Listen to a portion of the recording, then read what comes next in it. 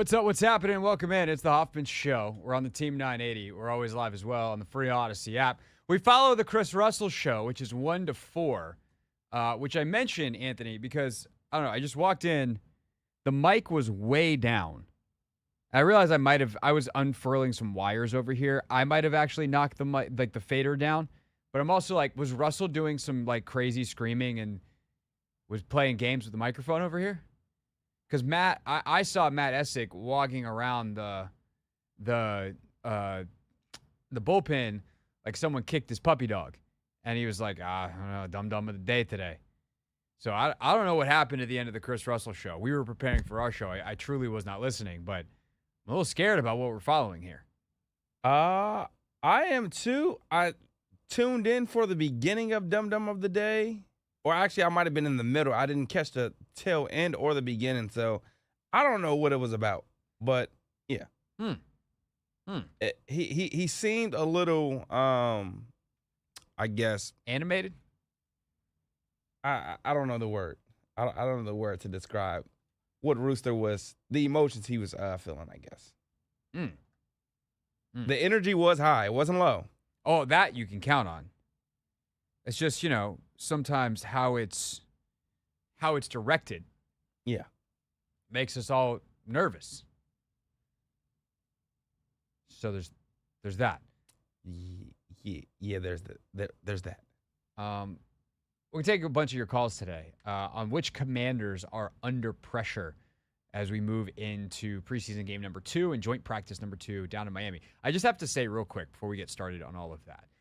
But if you want to call in, the question is simple. At 301-230-0980. Which Commanders are under the most pressure this weekend in Miami, starting tomorrow with the joint practice? Which Commanders are under the most pressure? 301-230-0980. You're going to need a name. I need your thoughts, et cetera, et cetera. We've certainly got a couple, but it's more fun when we get you all involved. And we haven't had a chance to do that in a while, so let's get going. But I'm looking up on the TV, NFL Live's on. And this Brandon Ayuk situation is truly bananas, man. Like, 49ers, here's the two headlines in the graphics right now as Dan Graziano and Laura Rutledge are talking on screen. 49ers focusing on re-signing Brandon Ayuk.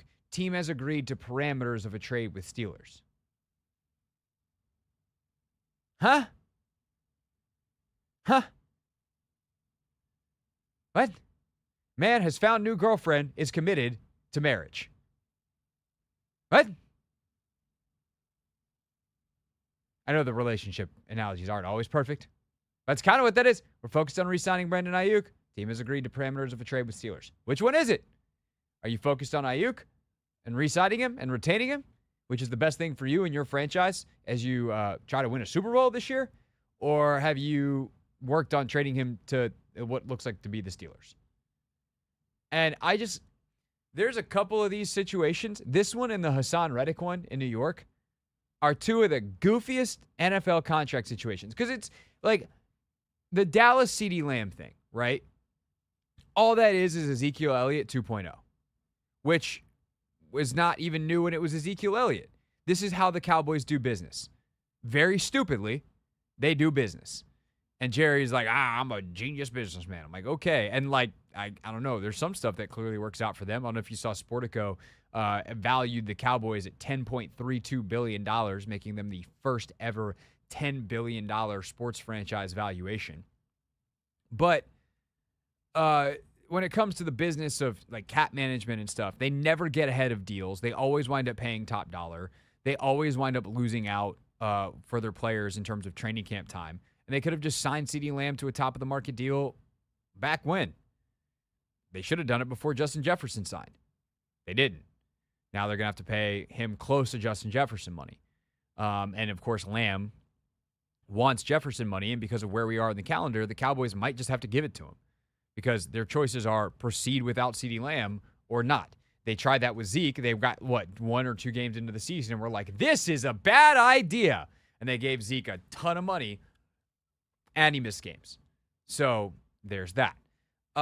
But the Ayuk situation, the Willie won't he, the in and out of camp, the, hey, we're focused on re-signing him, we're trading him. Like the inconsistency And I think in general, kind of the way that Niners offseason has gone with a couple of different things does make me wonder. There's a Washington angle here, Anthony. How much do they miss Adam Peters? Like, I know that might sound like we're self-centering here, but John Lynch, not that John Lynch hasn't done anything. Like, John Lynch is a Pro Football Hall of Famer. He's very, very smart. I totally am not trying to disrespect John Lynch, but there's a lot of stuff that Adam Peters did. Like, Adam Peters was so highly thought of because he did a lot of stuff. And in some ways, John Lynch was reportedly is kind of more of a figurehead in that front office. Like, Kyle does a lot. Adam Peters did a lot. John Lynch's opinion was certainly highly valued, and he is the ultimate decision maker, but he definitely was a CEO type in terms of a GM. And so now some of the details of the contracts and the team building and the whatever, it does seem like that team, perhaps I know they've gone through some of this stuff before, and they're a team that does business like this, is not afraid of a public fight in some ways, as they had with Deebo Samuel and have had with others. But man, it feels like they're missing the kind of mind and brain and operator that Adam Peters is out there. The Jets and Hassan Reddick is just hilarious because the two sides are, of course, saying slightly different things in terms of, hey, well, we were told a framework of a deal and we thought we just had to knock out the details. And Reddick's side is like, we never agreed to jack. And so now they're having this back and forth in public and demanding a trade, and he hasn't even shown up for camp. And the Jets are like, well, if you show up to camp, we'll negotiate. And Reddick's like, I'm not showing up to camp until we negotiate. And now you have the world's dumbest standoff, which is right on par for the New York Jets. So thankfully, the Commanders are in none of these situations. Doesn't make them immune in the future, but for right now, we get to talk about football things, and we will with you next. Here's the question at 301-230-0980, 301-230-0980. Which Commanders are under the most pressure starting in Miami, or really this weekend at this joint practice and the game in Miami? We'll take your calls. We already got a couple lined up. We'll get to the phones next on The Hoffman Show.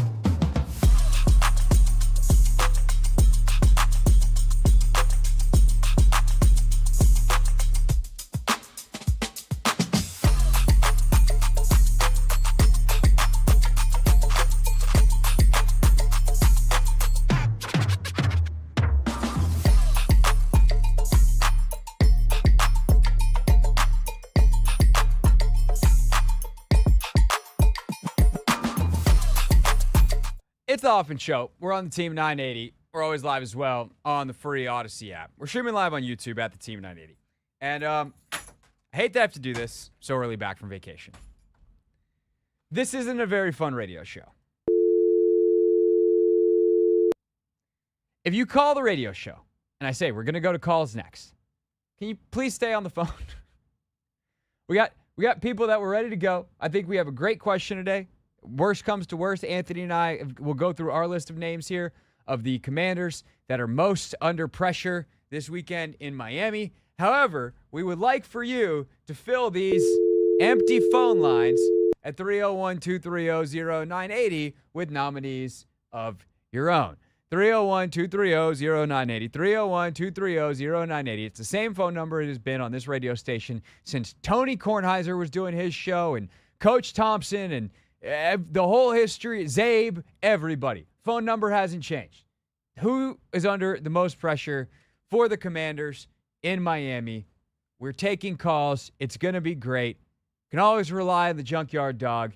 JYD, thank you for getting us started. I'm excited for more people to follow you, but I think you picked a great one. So who for you is the most under pressure Commander this weekend in Miami?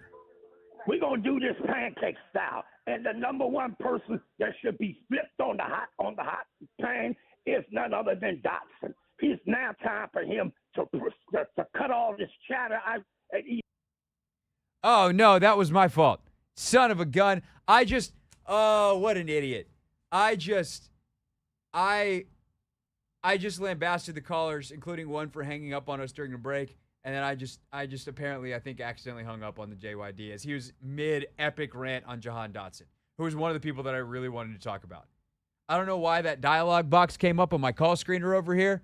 I don't know why that was available to me and why that thing made JYD go away. But Junkyard Dog, please call back, and I will let you finish on Jahan Dotson, and then I will give my thoughts on Jahan Dotson.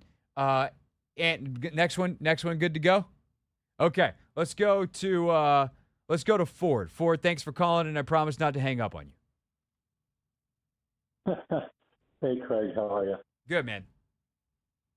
Good. I'm down in Florida, South Florida. Actually, I'm on the West Coast, though, but won't be too far from the game this weekend. But nice. To answer your question, I shared with Anthony, I think the two of them are pretty obvious, Forbes, Dotson, and then I throw Rodriguez into the mix. I'm hesitant to throw the kicker in there because I agree with you that I don't think our kicker is on the roster yet. Right. But those are the three that I think stand out. I can't really think of anyone else. Maybe Pittman a little bit.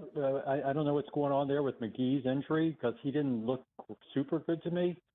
Yeah, no, I definitely think McGee's one to watch, and then all of a sudden the linebacker depth becomes really interesting depending on how long he's out. Ford, I'm going to actually talk about Chris Rodriguez. Thanks for the call, because and then I'm going to let JYD get going again on Dotson because he's been nice enough to call back after I hit a wrong button. And then I'll get in on Dotson as well. But I think Rodriguez is fascinating because I think we come out of that preseason game against the Jets thinking that, that dude ain't making the roster. I think that is way, way, way premature. I think Chris Rodriguez showed a lot last year. I think he's got good tape. I think he's got great physicality and good pop. I think that he definitely is in a position battle. I think Wiley, I think McNichols, I think that there's multiple guys that could take that third running back spot, and depending on what they want. And, Austin Jones, who is with Cliff at USC, what do they like about him? So there are some other guys that can do a little bit more. And Chris Rodriguez has not gotten into the kickoff return mix like we thought he might with the new kickoff rule. He was kind of one of the body types that a lot of special team type folks and coaches and whoever analysts thought would be a prime type candidate to return kicks, and that he hasn't been in the mix. So I do think Chris Rodriguez does need a bounce back game. He didn't have good looks. That was much more on the blocking than anything related to Chris Rodriguez. But you can't have a bunch of those in a row as other running backs are more productive around you, and eventually they just go hey, man, sample size is big enough. So I do think this is a great chance for Chris Rodriguez to reassert himself as RB3 this weekend. All right, JYD, you were rolling. That's on me. My bad. Keep going on Dotson. Yeah, with Dotson, we need to go out there and do him pancake style Saturday. He needs to either show that he can be the receiver that he showed when the first year, because after that, he must have been messing around with his girlfriend and she put some damn kind of mojo on him, because he ain't done nothing since then or whatever. Now, as far as he played a whole lot of snaps Saturday. He played with about 3 quarterbacks. And on one particular, it wasn't with Jayden, but I forgot which one quarterback it was. He still couldn't catch no damn pass. He looks like he's out there scared. He looks like he's got butterfingers on his thing, and he acts like he's scared to get hit out there. Now, as far as Peterson, our general manager and coach, we need to start doing things pancake style. It's still a JYD, what the hell is pancake style? Pancake what style are you talking about? People on notice. Putting people on notice. But maybe we need a coach like Lombardi. Come out there and put people on notice. Tell JYD, what does that have to do with pancakes? It's just an expression. That's all. I've now asked you 3 times to explain what the expression means, and you got nothing for me. You know what they do with the first pancake often, JYD, in the kitchen? They need to burn them. No, they throw it out. Goodbye. Maybe I was saving myself from myself with that first one. First of all, we're not going to blame any wives, girlfriends, any other human beings other than the players for their bad play. I'm not letting that slide. That was weeks. Don't do that crap. 2, I do agree with you that Jahan Dotson's interesting and worth talking about. I don't know what the hell that was. But you've heard, speaking of expressions, Anthony, you've heard that before. Crepes, pancakes. The first batch you throw out because you don't not necessarily have the griddle the right temperature. That's what we just kind of did with our call. Yeah. We got it going. Hey, we got the griddle the right temperature now. Let's put Kurt on the griddle and see what happens. All right, Kurt, what you got for us? Which commander do you think is under the most pressure this weekend in Miami? I had 5, if that's not too many. Let's hit them all, and then I'm gonna pick one, and I'm gonna tell you to go in on that one. All right, the 3 previous number 1 draft picks. Yep.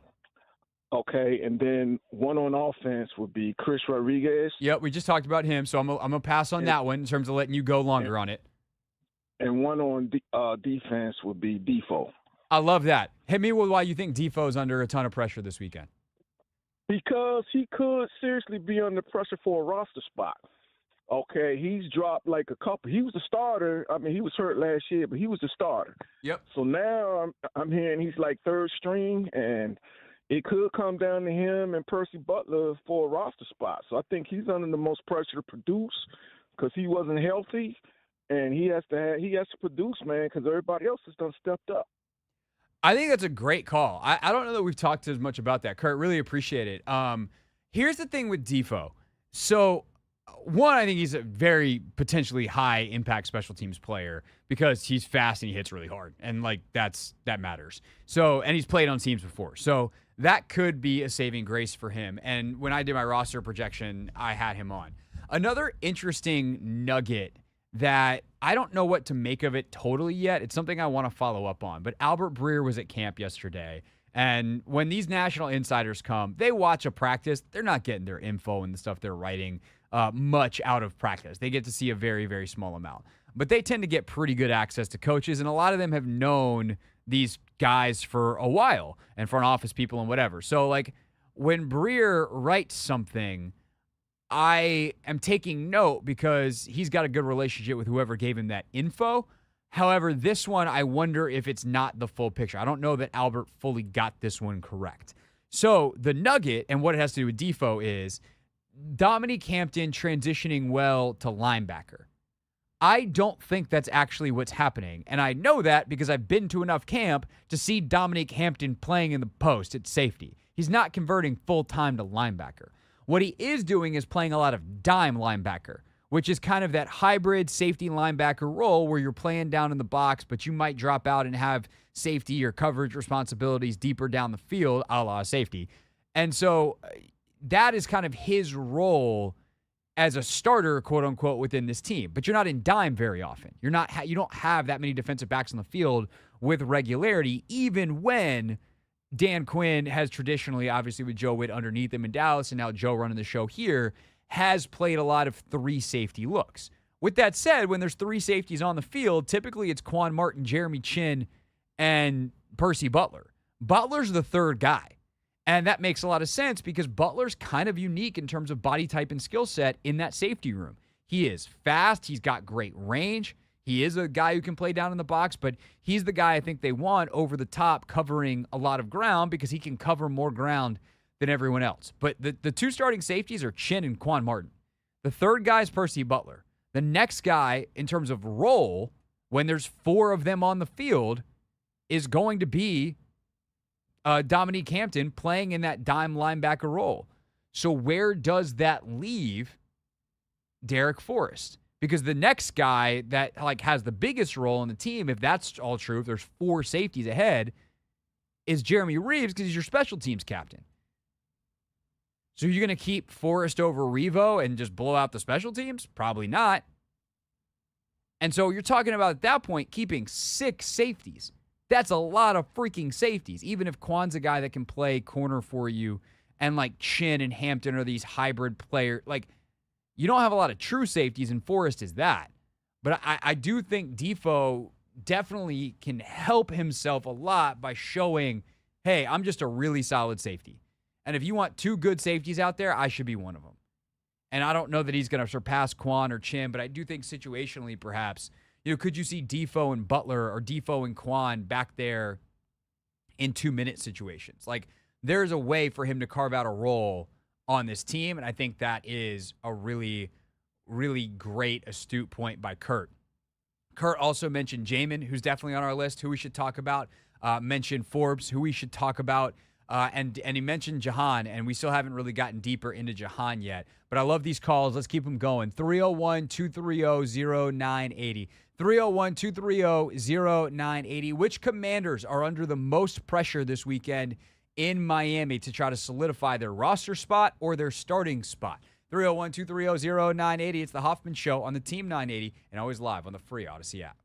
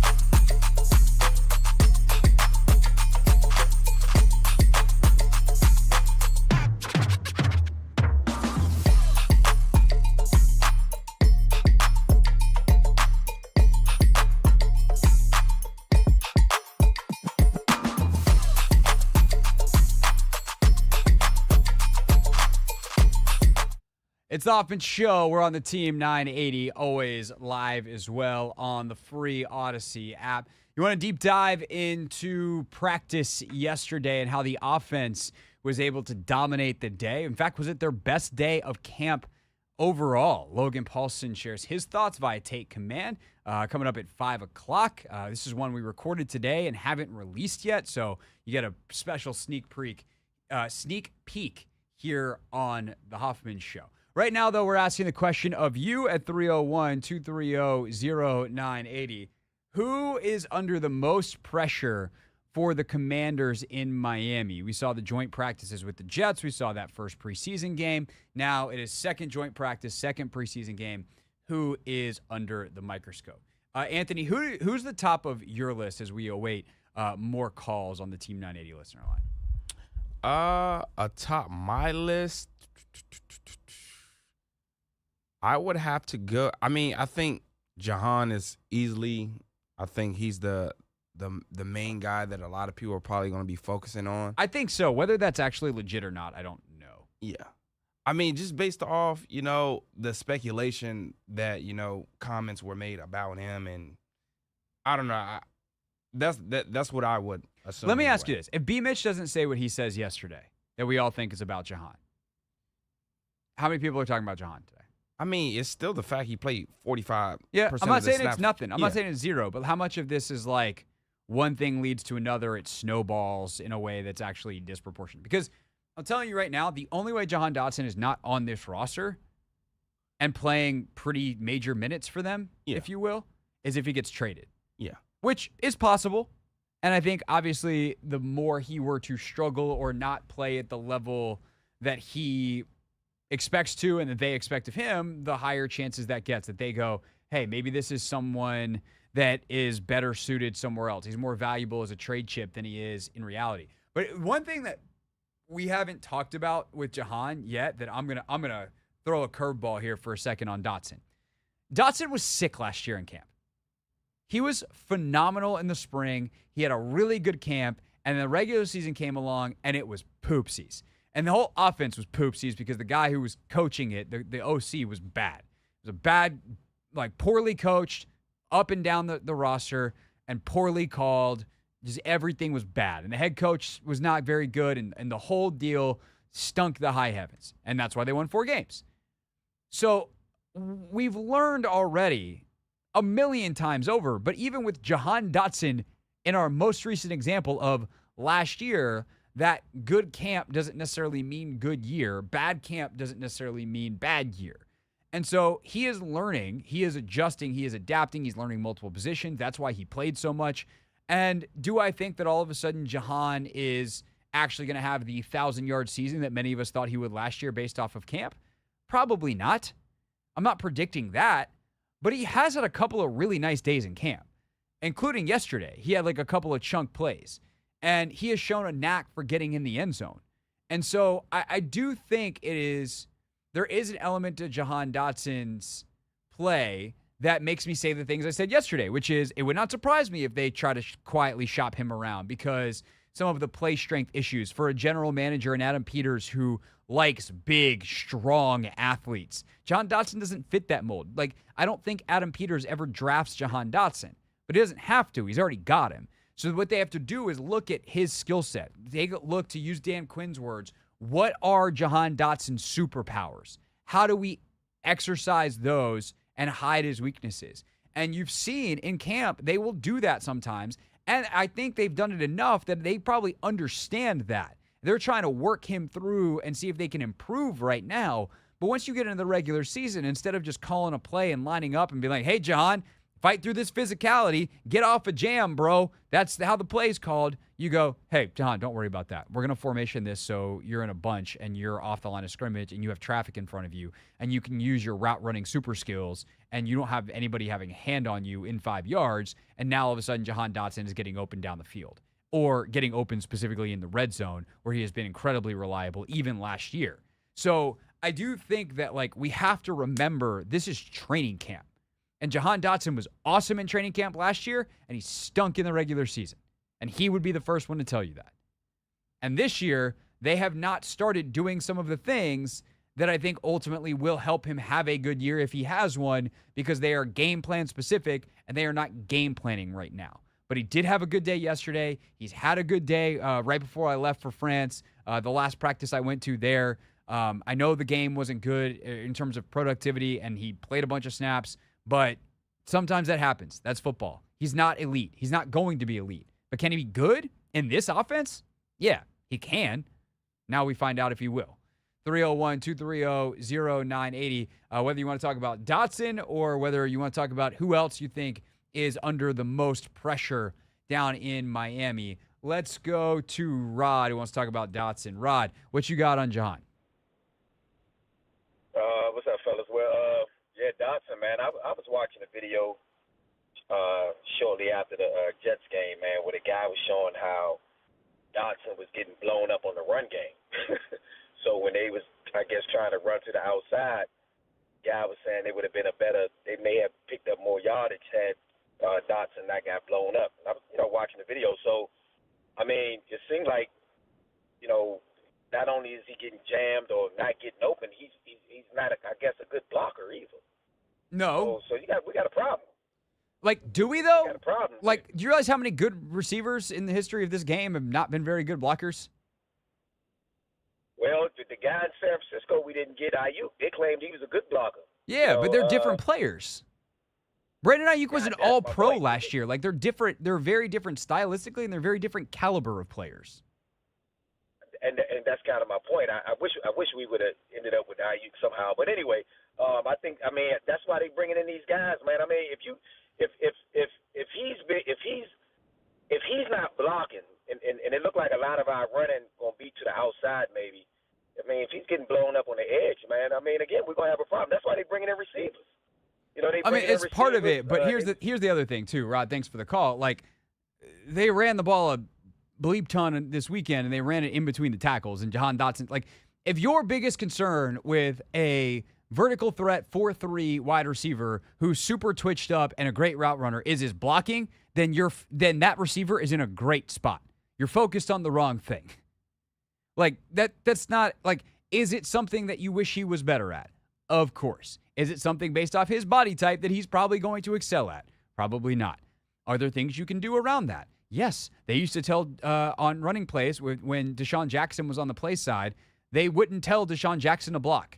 What they did was say, Deshaun, run a go route. Because what happens is the defense will chase you, and that gets rid of the defender better than Deshaun Jackson trying to block said defender and push them out of the play. There are things you can do to avoid getting Jahan Dotson in really important blocking situations, schematically, formationally, whatever. Don't worry about that. I'm worried about the fact that he hasn't consistently been able to get off press, get open in situations, and play with the physicality where if he's getting vertically down the field and he wins initially on his route, that he's getting bumped off of it 15 yards downfield as the ball is in the air in a way that's not going to draw a PI call. That's more concerning. But he's still young. He's still developing. And, Adam Peters, would he have drafted him? Probably not. But he's got him now. And so let's figure out what they can do with him. Let's go to Cliff. Cliff, thanks for calling. You got some more on Dotson? I got two of them, actually. Jahan Dotson is one, but couldn't he fit that mold, how they used Curtis Samuel last year, which should be able to free him up?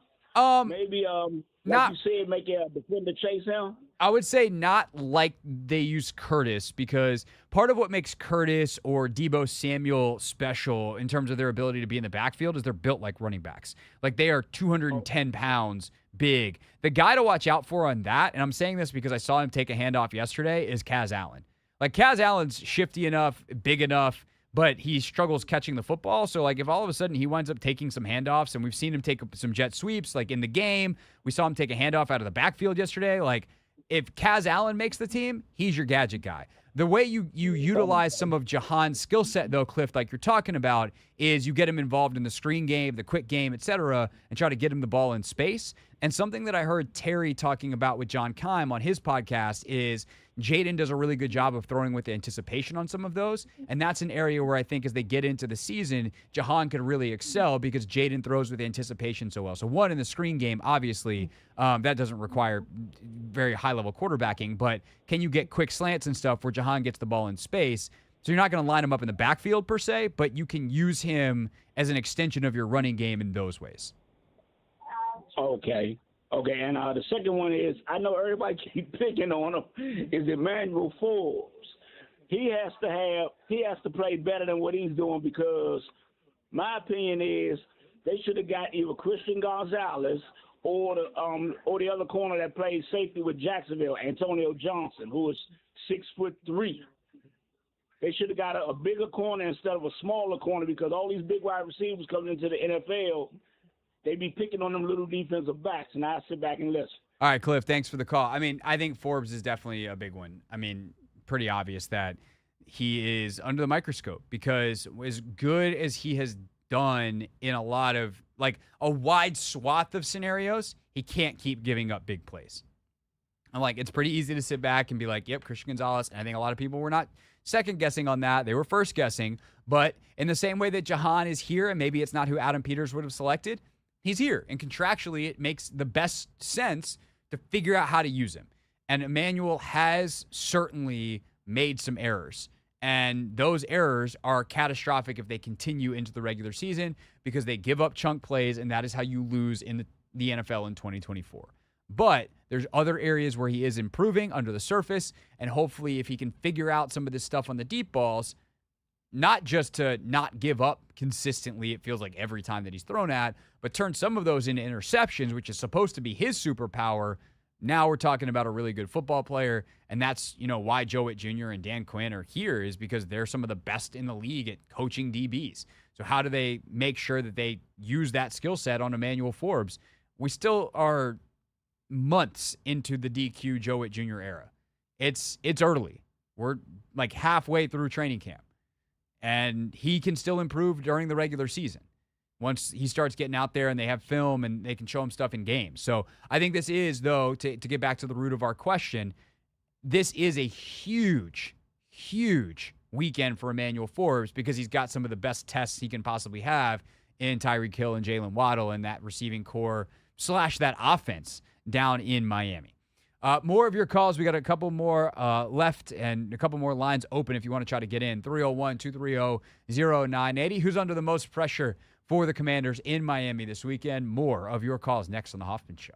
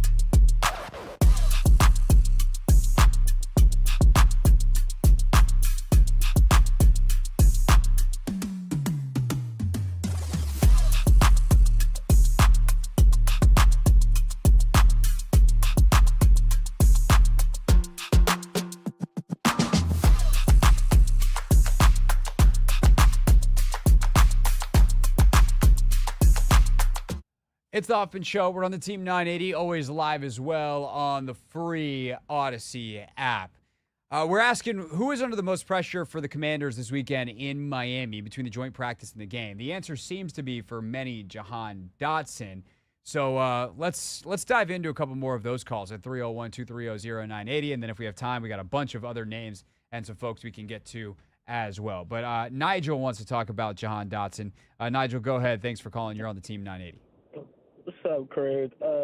What I got to say about Jahan is I think he's under pressure for sure, but I think as a fan base, and I won't put too much on the media because honestly that's our job to read into things, but I feel like we're putting a lot of stock into these first couple weeks of training camp. Like, granted, it is a new staff. We do got a new coaching staff. We got a lot of new things moving around, but I feel like ultimately Cliff Kingsbury is going to end up using Jahan the right way. I feel like he's just going to play in the slot. I think a lot of people got alarmed when he played a lot last week. I mean, I looked at it and I kind of wondered, like, oh, he out there a lot. But the other side of me was kind of like, okay, brand new system. Maybe they're trying to see, does he look better on the outside? Does he look better in the slot? Or who are we going to play on the outside, whether it be Diami or Jahan?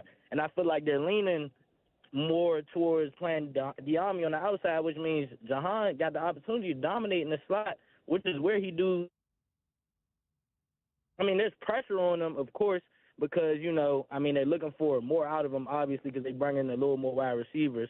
But I feel like ultimately he'll end up being used in the slot, and he'll have a pretty decent season.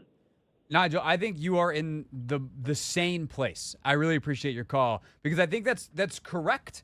Like, yes, he's under pressure. Yes, he's got to perform. But, like, for what? For this team to be at its best, for sure. For Jahan to keep his standing as someone who could get paid a lot of money in the future, for sure. But, like, I think there's some people that have run way too far with this and, like, oh, he's going to get cut. Like, they brought in Martavius Bryant so they could cut Jahan Dotson. No. If you have connected those dots, you have gone too far. Let's go to Zach. Zach, thanks for calling. You're on the Hoffman Show. Hey, Craig. I think anybody wants Jahan Dotson to get cut. I think what alarms me and why I think he's under the most pressure, not just for this week but this year, is Adam Peters has already kind of made it proven that he's not trying to spend money on a big-time wide receiver. And out of all of Ron Rivera's first-round picks, I think the fan base has more expectation and hope for Jahan because, like Emmanuel Forms, we're just, like, holding our breath like, we know he's not the best cornerback. We can't do anything about it. Jamin, they already moved his position, right? Like, they're trying to be experimental with him.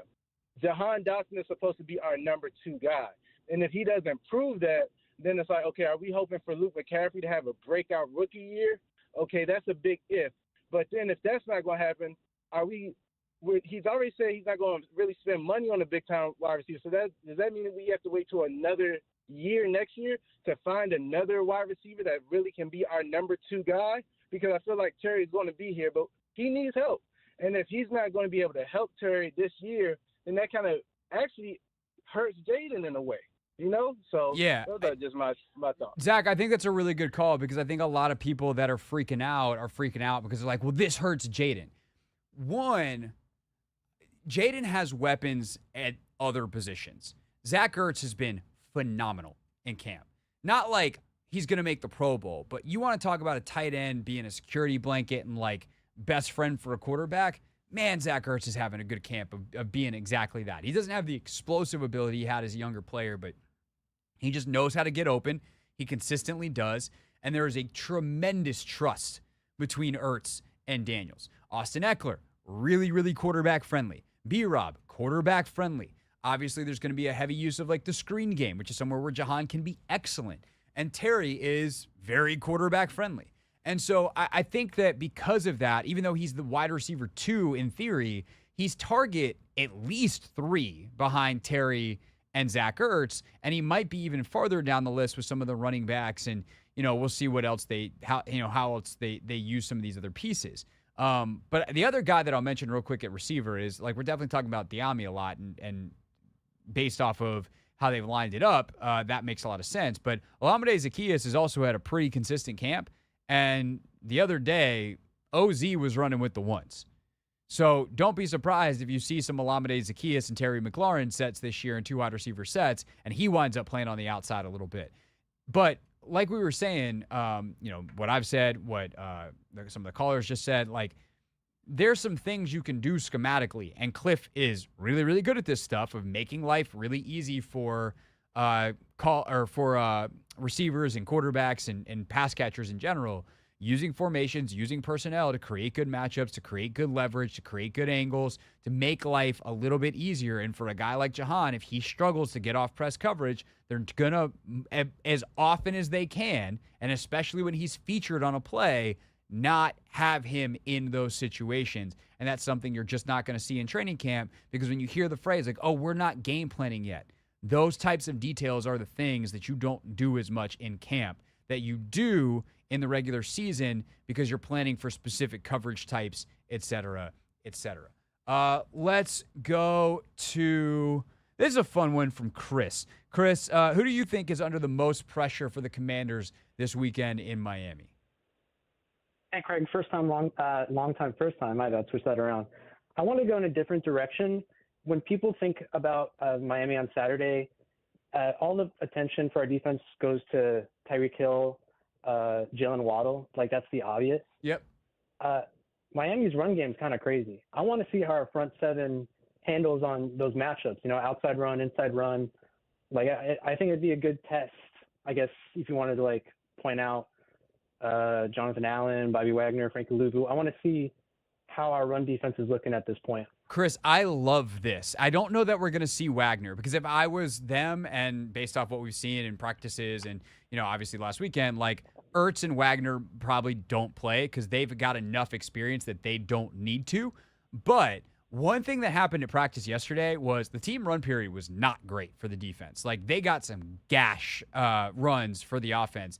Eckler started the 4-minute drill with a huge run that might have honestly been like a 70-yard house call. The safety might have gotten him. We don't know because they're not live. But, like, the run defense has had its moments. And I think if we put on our worry pants for a moment, what's the last time we saw a Dan Quinn defense in a real game was that Packers game in the playoffs last year.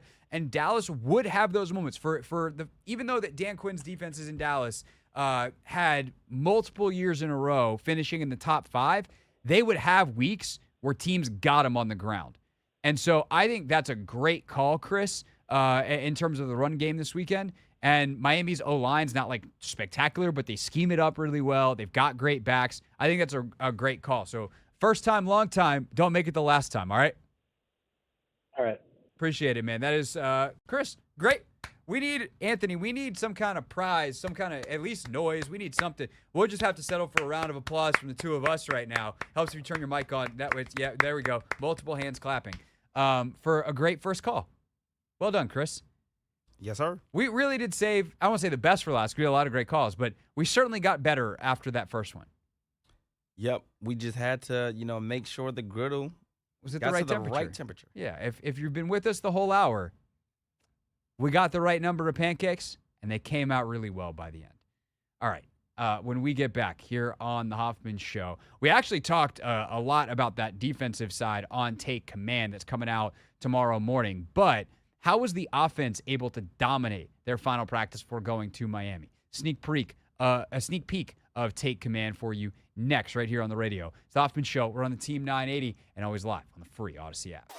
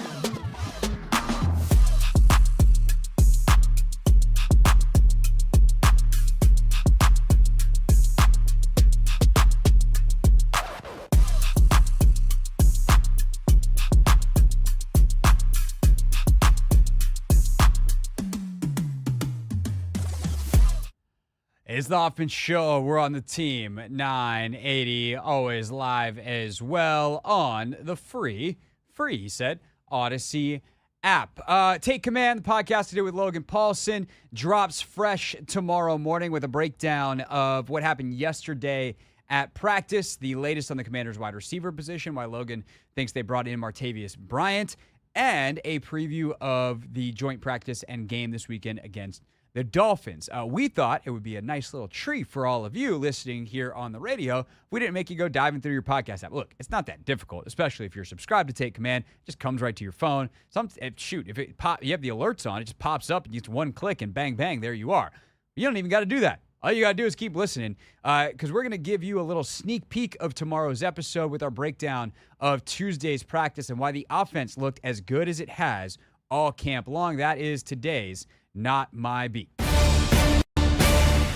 Speaking of people that are very fast, we will talk about the Miami Dolphins and what to expect on the joint practice scene in the game this weekend in just a few minutes. But anything else from practice yesterday that you want to talk about? I definitely want to talk about the situational work, but what to you is the big takeaway from practice yesterday? I mean, that was going to be like my big thing. I thought the offense looked extremely sharp yesterday, like extremely sharp. Like it's just one of those practices where like, I've been a part of it playing where it's like everybody is locked in. Like the angles are good in the run game. The timing's good on some of the jet sweep stuff. Like the fakes by the quarterback it's perfectly timed up. The spacing and the route concepts are great. And, even like some of the quarterback run stuff, just the way it times up. You're just like, man, that looks awesome. And I think that was the one thing, in addition to the situational stuff, that really stuck out to me. Is it just like, I think it's like every fourth practice, the offense just looks like totally on it. And I think this is one of those days and probably the best they've looked. And so, whatever they had for breakfast that morning, they definitely need to do it again because they were locked in and they looked sharp. Yeah, no, for sure. I thought like even just starting in the first, O on D periods where they're doing some team run stuff, and the first run I feel like it was just like, oh, that's out, like that's real. Yeah. Was that the one Austin Eckler? 4 minute, but Austin Eckler had a big run. Yeah, Eckler, that was the first play of the 4 minute. Eckler got out, and you're like, that's not how you want to start a 4 drill if you're a defense. But no, I think it was B-Rob, but Eckler had a couple too in team run where like they're into the second level of the defense, and the defensive coaches were obviously not thrilled. Joe Witt Jr. is yelling at everybody. Daryl Tapp is yelling at everybody. Like that was like a constant of yelling. Daryl Tapp was just like, "Come on, get off the ball, strike them back," and it was just like there was no like it was just like a constant thing for the last 30 minutes of practice because of kind of the again how officials is running the football. Yeah, I think they were also trying to strike up some urgency in that defense. There's a point. There's a screen pass earlier in the practice where BSJ doesn't get where Joe Witt Jr. wants them, and he's Joe just gets right up on him and he's like, you got to get your pads on him, you got to get here, and like they're letting him have it, and I think that's part like motivation, and like these days happen too. This is not some massive grand indictment of the Commanders defense. Sure. Like we are in the dog days of training camp. Some days you just come out sluggish, but the offense was sharp, like credit to the offense, but as defensive coaches, you're not just like, it happens. Like you're trying to fix it. You're trying to see if you can turn your guys around in the middle of practice, and they couldn't yesterday. Which gets us to the situational drills, which is the end of practice. And so they did two different periods, and not just like they repeated one. The two offense went up against the one defense, and to me, like actually, Logan, I'd be curious to ask you: is it ever presented as like one big drill? Because if you want to take it ones to ones, it was like, hey, defense, we need a stop to get the ball back to the offense, because they did 4 minute defense, 2 minute offense for the ones, or is it just two totally? That's a really good question. I didn't even think about it until you mentioned it, honestly, but I do think that's a decent way to kind of characterize it if that's what you want to do. I've never had that experience, but I did think it was funny at the time that they went 4 minute with one group and 2 minute with the other, but that makes more sense now that you mention it. And so maybe Dan is excellent, I will say, at that kind of stuff. I do remember being in Atlanta with him and kind of being in every team meeting in season and even in the off season. We'd have a situation come up in practice and we'd watch and talk through it for about 15 minutes every single day. We did something like that. So I do think that would be definitely kind of talk through, hey, 4 minute is this, we got to get a stop. Defensively, we'll get the stop, the ball back to our offense, and work a 2-minute drill.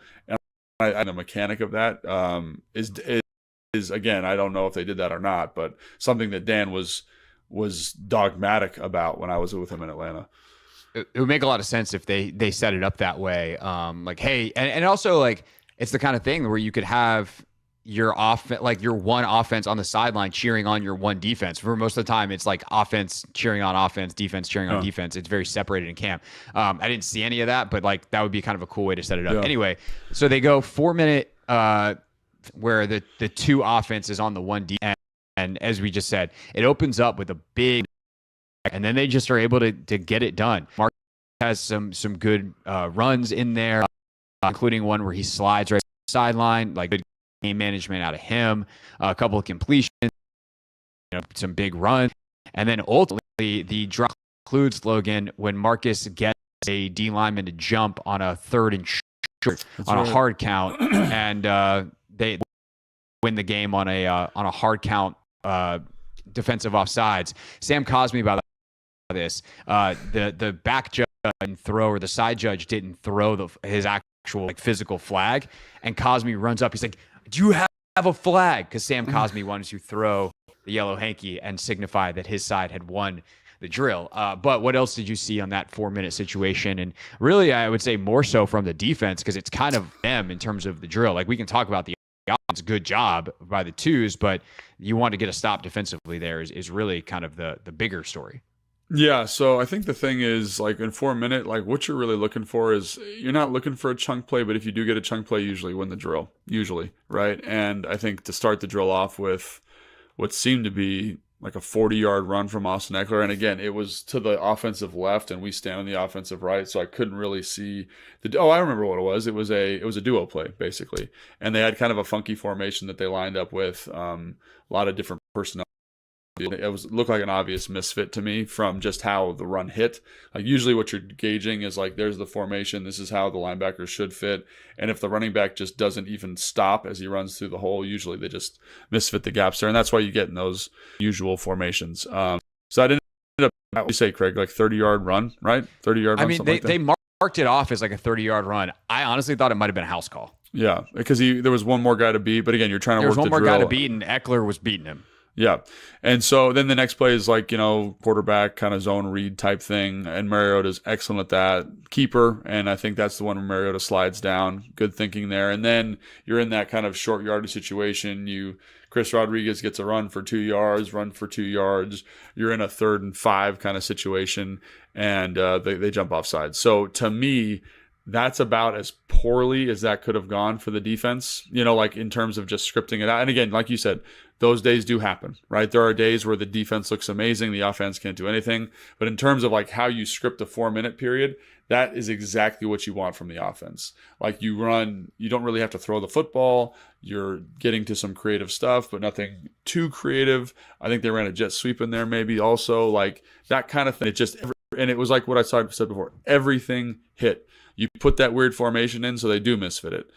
They misfit it, it's a big run. You put this jet sweep in out of this formation, so they overload to this side. It's a 10-yard gain. They run the keeper, they all drop out underneath the keeper, and Mariota ends up sliding for a 10. It just was like when you those plays, it's the exact result you're looking for. So it literally went about as well as it could have gone for the for the offense. And defensively, like, that's something I was talking about with Fletch the other day. Like, there are days where I think the defense is playing really good football. They're fitting runs well. They're locked in. They ask the nickel players to do a lot in terms of fitting from depth, but then there are days where they kind of misfit it, and because that is a challenging fit for some of those off-ball players, and they seem to get gashed, like you were talking about with the B-Rob thing too. So that's something I'm kind of keeping an eye on, because that was a little bit of a issue in Dallas. Like they played decent run defense, but they'd give up 120 yards rushing. So I'm kind of figure out whether that's a systematic thing or whether that's just kind of people are in a new defense here in Washington. So again, I'm not saying this is the worst thing or the best thing. I'm just saying it's an observation about one day of practice that and one 4-minute drill where the defense looked a little unsettled and the offense looked great. Yeah, and you're certainly hoping that misfits aren't a regular thing with Bobby Wagner getting everybody in place. And Bobby was out there for that that drill yesterday. So, Yeah, I'll defer but to you on that. yeah, overall, like, is my concern level super high with Bobby Wagner getting everybody lined up and getting things where they need to be over the course of a season? No, but if there's a systematic weakness that some teams are going to be able to exploit, like that's less than ideal, but these things happen, and we'll see how obviously Miami has an interesting run game. So we'll see what happens this weekend with that. And obviously, as we get going in the season, it'll be a week by week thing. And you know, the cool part for me doing this podcast with you is like sometimes you're really on that stuff ahead of time where it's like, this is a run play that is causing harm. This team runs. How do they adjust? And we can kind of watch that going into the week on a much higher level. So that's why you subscribe to the podcast, kids. All right. So the offense, the 2 offense wins the day. They let the 1 offense back on the field, despite the offense not getting the stop, quote unquote. They let the 2-minute drill happen anyway. And man, it was the 1 offense versus like a 2.5 defense. You had some 2s and some 3s out there, and it looked like it was supposed to. If your 1 offense is good and you're going against backups, they hot knife through that defense. Bang, bang, bang. I actually have the plays in my notes. They start off with a completion to Zacchaeus. Then Jaden has a really out completion to Zach Ertz. One play that I would love to talk about, they get a huge, wide open, easy completion to Zach Ertz to get down to the 10. B-Rob runs to the 5. You have the miss to Terry. Kind of a weird play where Jaden winds up keeping it, running into the back of the O-line. Again, and now you're on 3rd down. And there's kind of like this, all of a sudden, the coaches that get in their ear and they're like, hey, clock's running. They rush to the line of scrimmage because, you know, obviously the clock's running, it's 3rd down, and they get that back shoulder TV touchdown to Terry McLaurin, which you can watch on the Commander's social media. And then Terry starts yelling at people that he plays like he's 6'4". So what stuck out to you from that 2-minute drill? And I definitely would like to talk about the one to Ertz, but you know, full playbook or full slate for you, empty slate. What did you see? Yeah, so I think the thing that stuck out to me about that 2 minutes specifically was just like the total mastery by Jaden Daniels. Like he just looked like in control. Like there's, you know, we talk a lot about, are his feet on time? Is he, you know, It just was like, I get to the top of my drop and the ball is out. And the defense really had no opportunity. You know, I think the one to Zacchaeus was great. The one to Zach was really nice because it's kind of like leading him away from a tight coverage player. There's someone rolling down. Zach slides, catches that football. And then the next one is like a corner route. And it just, the confidence that he has in Zach to win. Like, and I think that, you know, everyone talks about like, what is a good ecosystem for a quarterback? And it's trusting your guy to win, right? And there's certain guys when you're watching and he's out there, Marcus is out there, and you kind of look at the receivers and you're like, ooh, like these guys are all good players, but who do I trust to consistently win? And so like with that one group, it's like, it's Terry, it's Zach, and like he looks over there, the coverage disperses well, and it's not throwing to Zach. Like, I don't remember the exact coverage cell, but it's like some type of 2, like there's a little bit of a void there for the corner, and he's throwing to grass. Like he's throwing the ball before Zach's even out of his cut, and they are just so locked in on the same page that Zach's able to run under it effortlessly because Zach does a good job kind of stemming under, breaking out, and it's right there. So that was awesome. Then you mentioned the zone read quarterback run thing where he runs into the back of the offensive line. Good job by the defense there, actually, being locked in and like being assignment sound. And then the fade to Terry was like, it was really sick because he walks up, play called, you can tell, and he just looks at Terry, gives him a little bit of a like kind of like just a subtle, super subtle hand signal, and then doesn't even take at Hut, and he doesn't wait for Terry to get open. He knows Terry's going to win that ball out there, and I thought, to your point, managing the clock, there was like 24 seconds left. So if that ball is incomplete, they still have an opportunity to run more plays because I think that was 3rd down or 2nd down. I don't remember exactly what it was. Yeah, I think it was 3rd because you had a miss to Terry on 1st down where like, and then the run, no one was open. But like even that play, you talk about the mastery, like no one's open, and Jaden is like, all right, I'm going to give Terry a little bit of a shot here, but like I'm not going to sit here and run around and waste time. I don't have time to waste time. I'm not going to extend the play. Like he gets through his progressions. I was actually listening to an interview with Cliff yesterday. Cliff was on Scoop City with Diana Rossini and Chase Daniel, the new podcast they have from The Athletic. And Diana asked Cliff, like, what's kind of Jaden's superpower early on here? And Cliff goes, he gets through his progressions really well. Like, a lot of young quarterbacks get hung up on their first one. And Jaden is like, nope. And Jaden got through everything, realized there's nothing there, but all situation was like, I can't then extend and waste time. He throws a ball like kind of out of the end zone. Terry somehow gets a hand on it, but it falls incomplete, and you live to see the next down. So then there was the zone read, second down, and so this is third down. Yeah, and it just was like the whole process, like, because the clock's running. They just ran a run. Right. The clock's running. He gets the play call, and one of the things about this offense that we've seen from camp, we saw it a little bit in the preseason, is they're so quick at getting the play in. They're so good at it because it's all kind of this air raidy college hand signal, like, same page right now, and the defense is barely set, and like you can just tell like Terry might have been running a slant. I have no idea, but he just gives them a little bit of whatever, throws the fade, perfect ball. Terry makes a play, right? Because that's what Terry does. And it just was like knowing your matchups, understanding what you want to do with the football. The anticipatory element of the throws he did was also great. And again, I don't want to say he's like God or anything here, but like it was very sharp. But also from the entire offense, like protection was good. The routes were awesome. We mentioned the second route to Zach on the corner. Like, that's big time stuff, man. Like, Zach's keeping the space. You understand where it's going to be. Ball's out easy, and he gets out of bounds. So that was much like the 4-minute, which went about as well. Like, I felt like the luck defense missed some stuff in the 4. This was the offense kind of just dictating tempo, dictating opportunity, and I think Jaden did getting the football where he needed to go with great accuracy and understanding the situation. Yeah, I think it also the importance of a chunk player too early in a 2-minute drive, because they just go bang, bang, bang, and all of a sudden they're inside the 10-yard line. They're at the 6-yard line like that. That gives you the time where you're not rushing. Like, if you can get inside the 10 and have pace, minute, because they were down 17-13, and thus they need a touchdown. And so to have that time, and like you said, they had time for one more play if fade falls incomplete because of how they managed the clock. And frankly, time to draw a penalty perhaps and get another first down.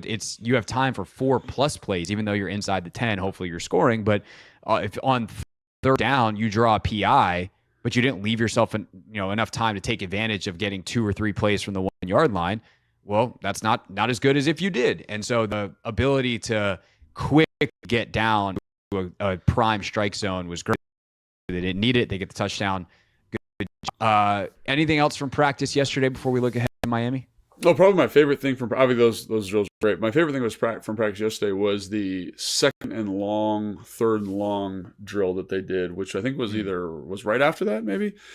And I just think, like, there's so many times in an NFL football game where that situation comes up. Second and long, second and 10, maybe you got a penalty, second and 15, negative run, second and 11. And that's a tough spot to be in. How do you manage that? How do you say, hey, we got to get to 3rd and 5, 3rd and 4, live to play another day? And I think I've done that drill before as I've studied football more and been on this side of it. You see how absolutely critical that is for game management.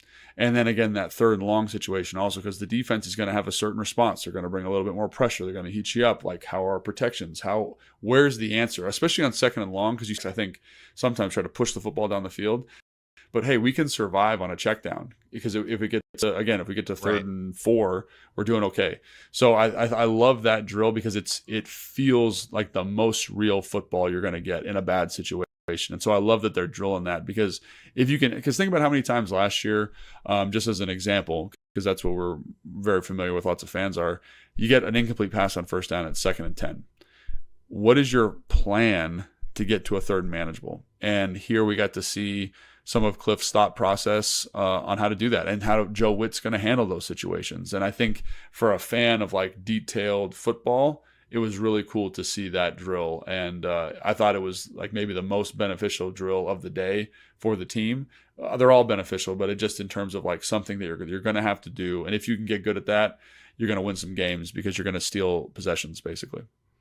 Yeah. I mean, if you think about it, everything is situational. So I think that the emphasis on situational football, like, yeah, okay, it's 2nd and 7 in the middle of the second quarter. Like, technically that's a situation, but really the game is going to come down to those 2nd and longs, to like, you're going to have one of those on a drive, on a lot of drives, or a 3rd and short, like goal line, red zone. Like, these situations are going to come up on almost every single drive, unless you just went 3 and out, in which case you still probably were in 2nd and long at some point.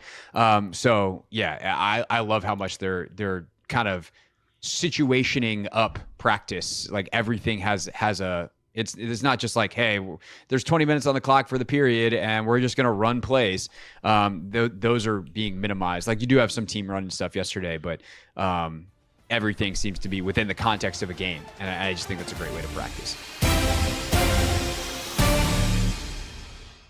Good stuff there on Take Command. Big Fella and I have a full podcast for you coming out tomorrow morning. So make sure you subscribe to Take Command. And of course, while you're in your podcast app subscribing, if you haven't already, this show is a podcast too. Search The Hoffman Show wherever you get your podcasts, and do not miss a moment of, I don't know, Anthony, say bad analogies from callers about pancakes. I mean, yeah. Or the good stuff that happens on this show. Yeah, the stuff that ensued. Yeah. Great calls. Just, took a while for the griddle to get to the right temperature, if you will. All right, still to come. We got some more fun from my trip to Paris coming up. We're gonna rate the most random American sports jerseys that I saw in France in the 6 o'clock hour. We'll also talk more about the Commanders. And next, though, there's plenty of other news around the NFL. We will get to that, a trip around the NFL, next on The Hoffman Show.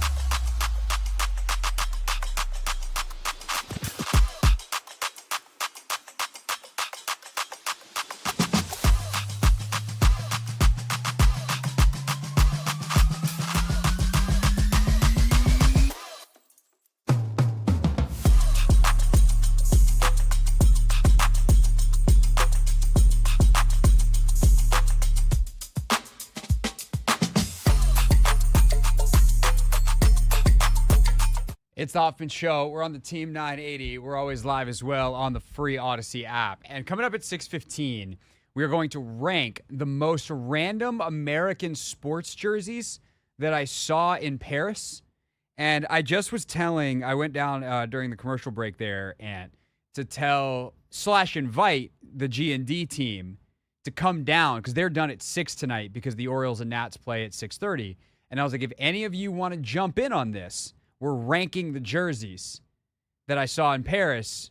And Grant's like, can you give me a random one? I gave him one. He's like, wow, that's really good. They're psyched about it down there. So I don't know, I think Darius is currently the front runner to come down here and sit in and join our fun.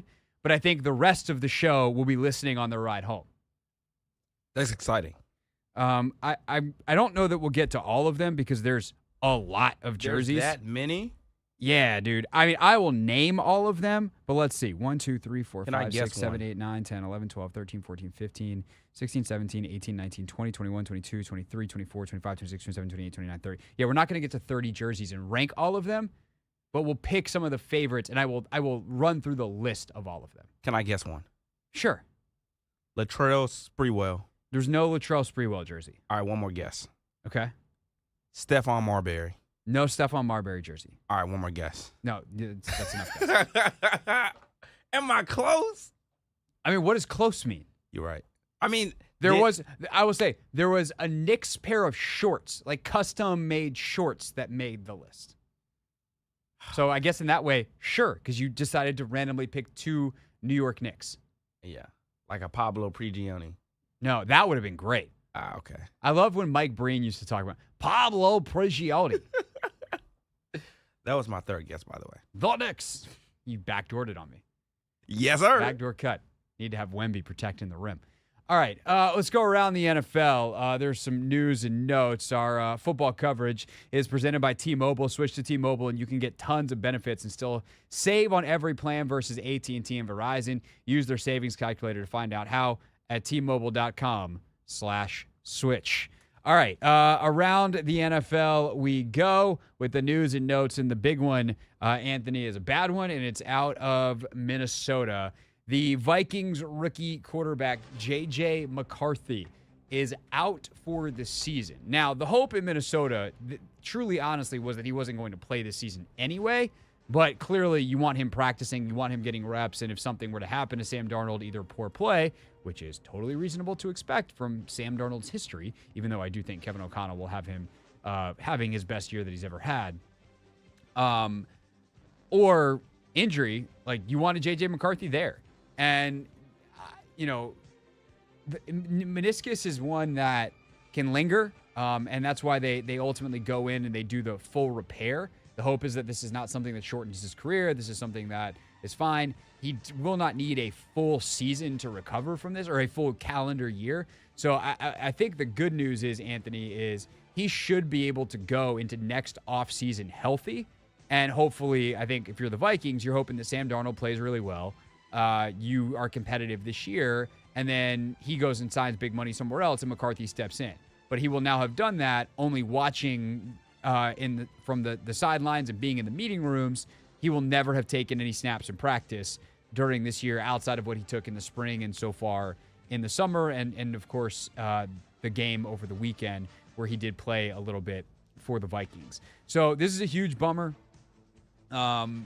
There's no other way about it. I mean, McCarthy is really, really sharp, so I do think that him being around will be helpful a lot in terms of being in those meeting rooms. He'll absorb a lot, but there is no substitute, no matter how smart you are, for doing it. And so this is just a huge bummer for a kid that obviously I liked a ton in the draft, but I think that has a bright future in this league, and they were looking forward to, or are looking forward to building around in the long term with Justin Jefferson, and what Kevin O'Connell wants to do on that offense. Yeah, super unfortunate reality for the rookie quarterback. He looked good on was that Saturday or Sunday? Might have been Saturday. I think it was Saturday. I don't know. I've lost track. He looked good in that game. To be honest, I think most of the rookie quarterbacks look good, to be honest. But yeah, I think you said it perfectly. There's no substitute for, actually being out there getting the reps. And I think that's would have been, good for him, just seeing the speed of the game, being able to, be on the practice squad. Well, not necessarily practice squad, but, being in practice, like he would Yeah, get reps in practice. Yeah. And they can also do it so that he gets more reps than a usual backup. Like that, sometimes that happens. That is developing a rookie quarterback. Yeah. Or you give Darnold a day off and be like, hey Sam, like you get to get the day today, and we're gonna give JJ the reps, and we'll get you back in there tomorrow. So Exactly. there's a lot of different ways you can do that, and now none of those, because like even though he is probably going to be fairly healthy by the time the regular season ends, like they'll still be practicing when he could return. I also think that's a curious choice, right? To go ahead and say his season's over versus like, hey, let's put him on PUP or put him on whatever to kind of, I'm not going to say prematurely because I don't know exactly what the surgery is and exactly what the timeline, but I've not heard of meniscus being like a full year thing. Like to me, even it's 3 months, like that's November. I would want to have him back and practicing. But if you're on any of those lists, then, and maybe they just value that 53rd roster spot enough where they don't want to put him on the initial 53 and then put him on IR and bring someone back. But, and maybe they still will, but the way they announced it today is he's out for the season.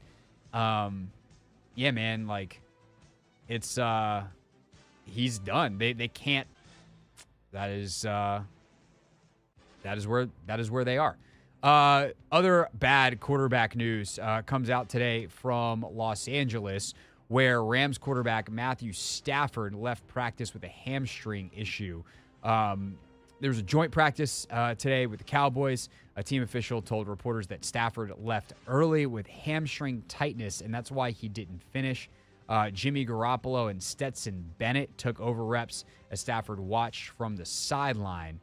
You'll remember Garoppolo is suspended for the first 2 games of the season. So if Stafford all of a sudden doesn't play, you're talking about a Stetson Bennett start for the Rams. Yeah, Sean's good, but that's a big drop off. I think that the people forget almost how good Matthew Stafford is. Like when he's on, he's probably still a top. I don't know. I want to say 5. That feels ridiculous, but he's up there. He's like top 7 for sure. Quarterback in the NFL. And he kind of gets looked over because he's older. But like when he's on, and he was on for a long stretch last year, that dude is nasty. And so if the Rams want to be a competitive team and they want to, unlock a healthier Cooper Kupp this year, they have Puka back, obviously, the running game and everything they were able to figure out last year. They have to have Stafford. Like that offense is built to let the quarterback make plays. And so this would be huge obviously he leaves practice. They're calling it tightness. They're not being like, oh, he's got a pulled hamstring. He's out X number of weeks. He could be back tomorrow. But hamstrings, man, how often do we hear it? They linger. So my guess is they probably shut him down for a couple of days and they'll pick him back up, whether it's next week or the week after. But you got to let that thing heal because if the Rams don't have Stafford, they are screwed. Yeah, and they got a couple of weeks, to the start of the NFL. I wouldn't rush him back at all, to be honest. Like, granted, you want him, getting the reps in with Puka, with Cooper, but at the same token, this guy, his health determines the success of, your team for real. So make sure he's good, to be honest. Yeah, man. Vikings, just disaster of an offseason. Didn't stop with, continuing struggles of an offseason and preseason here. Didn't stop with McCarthy. The receiver, Jordan Addison, who, by the way, had a bad offseason as well, I think it was a speeding situation, but it was like 100 miles an hour type of thing, right? Some off the field thing this offseason. He suffered an ankle injury on Wednesday during the team's joint practice with the Browns. Kevin O'Connell said the injury was not initially considered to be serious, but he's going to rest at least tomorrow. So it has been, a pretty helter-skelter camp. News better for Ravens tight end Mark Andrews. He was in a car accident Wednesday morning on his way into practice, but thankfully he was okay. According to preliminary reports by Baltimore County Police, officers responded to a crash around 9:45 a.m. On Lyons Mill Road, about 1.5 miles from the Ravens facility. No injuries reported. The case remains open.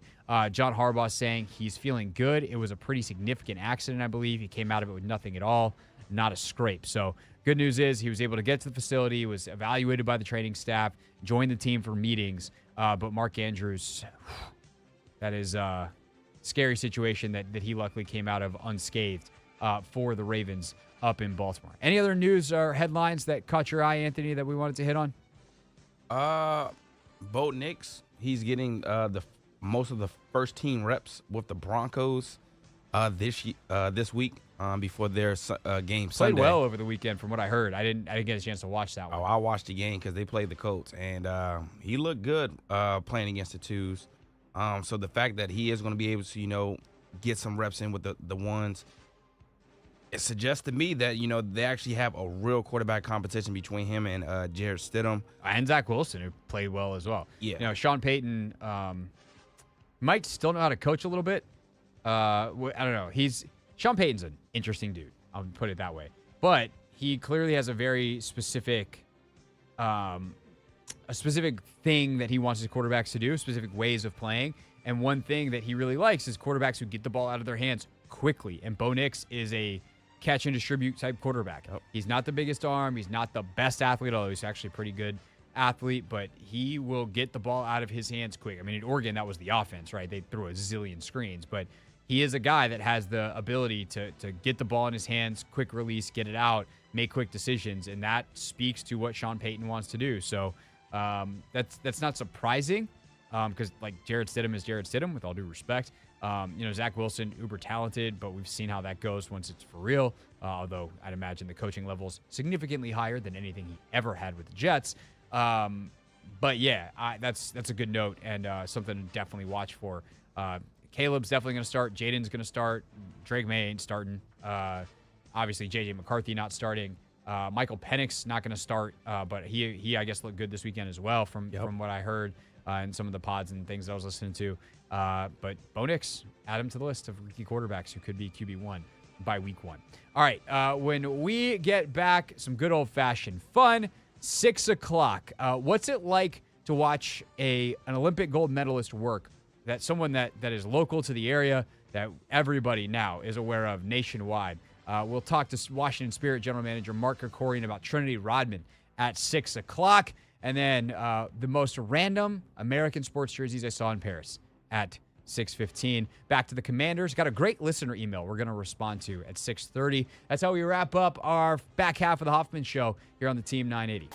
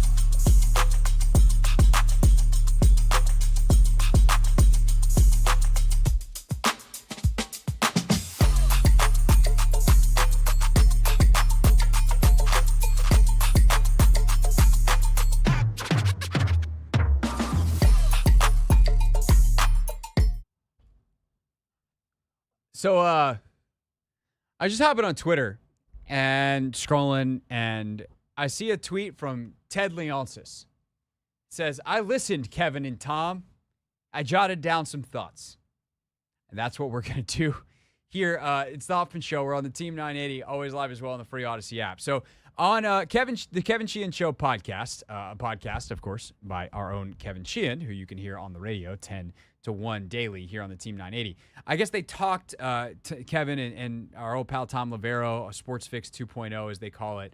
They talked about the Olympics eventually or potentially coming to D.C. And apparently Ted Leonsis listened and had some thoughts. So I don't know the initial conversation. I did not listen to them talk about this. But if I see something like this from Ted Leonsis, you know it's going to catch my attention, Anthony. So here we go. Kevin and Tom, I am too old to be involved with the next generation bid for the Olympic Games in D.C., but I do have institutional knowledge about the process and hope a younger, energetic leader locally can emerge willing to activate the community and go for it and take the risk and the slings and arrows coming their way.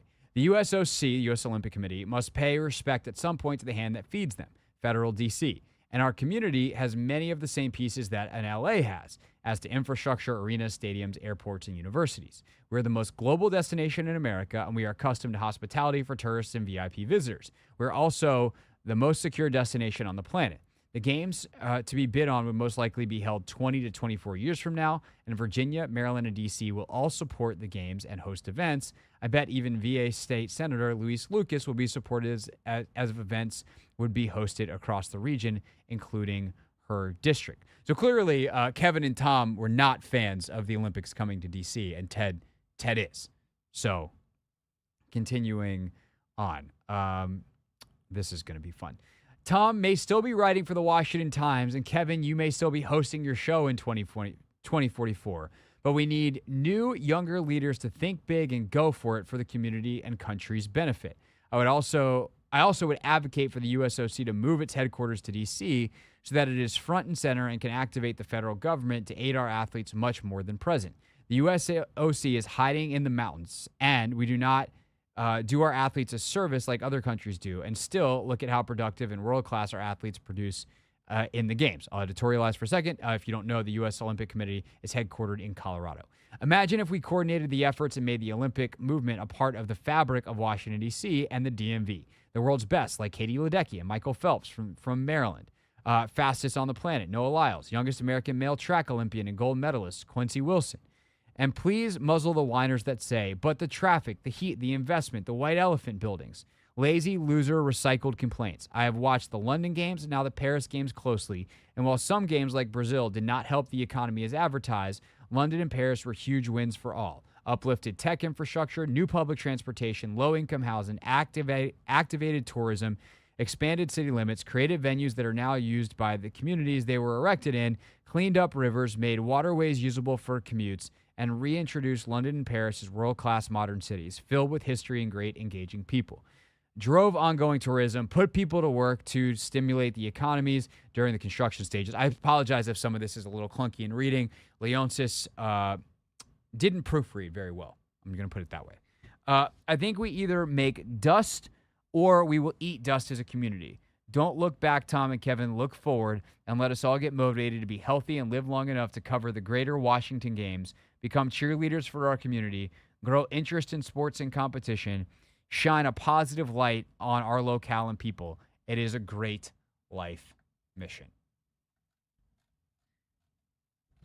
All right, then. What a note from Leonsis. Anthony, do you feel ready to enjoy the DC Games in 2044? I hear him. I respect Kevin. Kevin quote tweeted this and goes, 2044, I'm in, Tom, questionable. That's a low blow. He goes, 1, I've been a cheerleader for the community. 2, I'm much more interested in a future with a contending NBA team than the Olympics.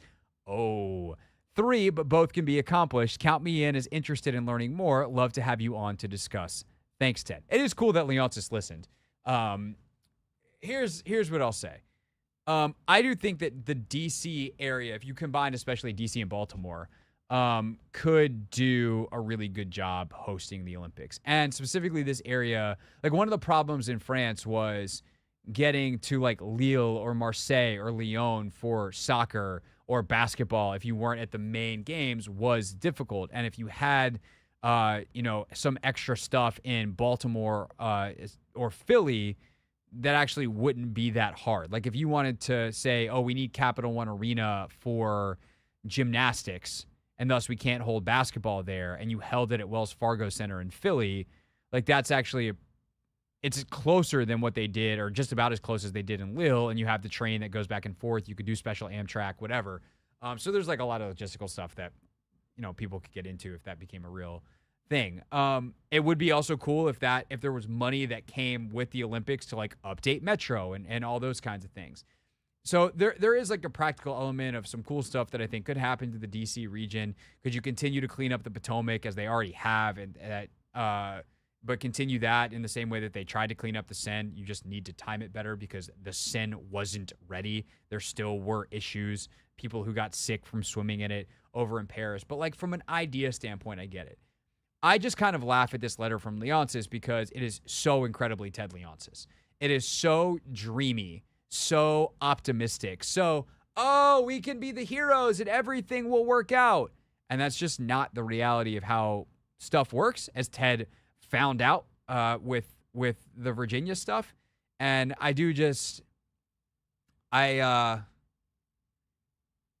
sometimes things are just a little on the nose, man. And this is one that I think was a little on the nose in terms of the, let's call it the idealism presented. It would be a lot more difficult. It's not really how all this works. But do I get the appeal of, especially a guy who owns an arena, wanting to host the Olympic Games in his city, and someone who is legitimately very proud of this city and the area, as we found out, much more the area than perhaps the city, of putting DC up there to host? Yeah. Do I think DC could do a better job than most American cities? Actually, yeah, I do. Like LA is going to be a nightmare. New York would be brutal. I think Chicago would be an interesting one. But yeah, I think the DC area would be one that could host an Olympic Games for a lot of reasons. There'd also be a lot of complications with the federal government here, but it'd be interesting. Yeah, I think it was a little funny for Ted to include the surrounding areas and then also throw a little shot at Senator Lucas. Oh yeah, that was. I was like, wow. You really want to keep messing with her? I don't know why. Hasn't she done enough damage to you already? Exactly. Take your L and go home, bro. But it is kind of tongue in cheek, and I will say, like, any bid for any major World Cup or Olympics, whatever, in the future becomes significantly stronger the second Josh Harris builds a new stadium. Because it's like, oh, are they going to do whatever in Landover? Like, well, yeah, if it's the new version of whatever Landover is or RFK site or whatever. Like, and also, if they could get the RFK site unlocked, like, could you imagine track at RFK? Like, that'd be sick. That would be lit. Do you think DC can hold all of those people, though? Well, that's How the big thing is is, like, Paris? Because I haven't been to the Olympics. Paris is huge. Okay. It's an enormous city. And, like, you'd have to, like, we're talking, all the hotels, not just in DC, but in Arlington. Like, it's different, right? Because I think, like, parts of what are still considered Paris here would be, like, Bethesda and Arlington and maybe even out to, like, Tyson's, depending on how far you want to go. Yeah. But because we have the lines drawn where they are, land area-wise, DC gets squashed. Yeah. But realistically and practically for something, let's say, like the Olympics, it would grow, like what we would consider DC would grow tremendously. Because it's really not that hard. Like, if you stay at a hotel in Arlington and you want to get to Capital One Arena, like, it ain't that hard. Yeah, 15, 20 minutes. Yeah. Ain't that bad. Yeah, and the metro and all that kind of stuff. Yeah. Now that the airports are more connected, with Dulles having the metro, like, again, I would like that updated. I would like that to run better. I think there needs to be a high-speed train that can get you, and like express versions of those trains. And I think that would be very cool. And like, could you get an extension built on that gets you directly, let's say the stadium stays at the current spot in Landover. Could you get some kind of extension that you're not walking a mile to the metro? Like, those are the kinds of things that you would need to do to optimize it to get it anywhere close to what just happened in Paris. But I'm hoping some of that stuff can happen anyway, just for, Commanders games and concerts and those kinds of things. 20 All years, right. baby. 20 years. 2044. Here we go. All right. When we get back, speaking of the Olympic Games, Mark Krikorian, the Washington Spirits GM, watched one of his stars, his biggest star, Trinity Rodman, be a star, arguably one of the best players for the U.S. Women's National Team. Just what makes her so special, and what was it like to watch as the general manager of her club team? We'll talk to Krikorian next. It's the Hoffman Show on the Team 980 and always live on the free Odyssey app.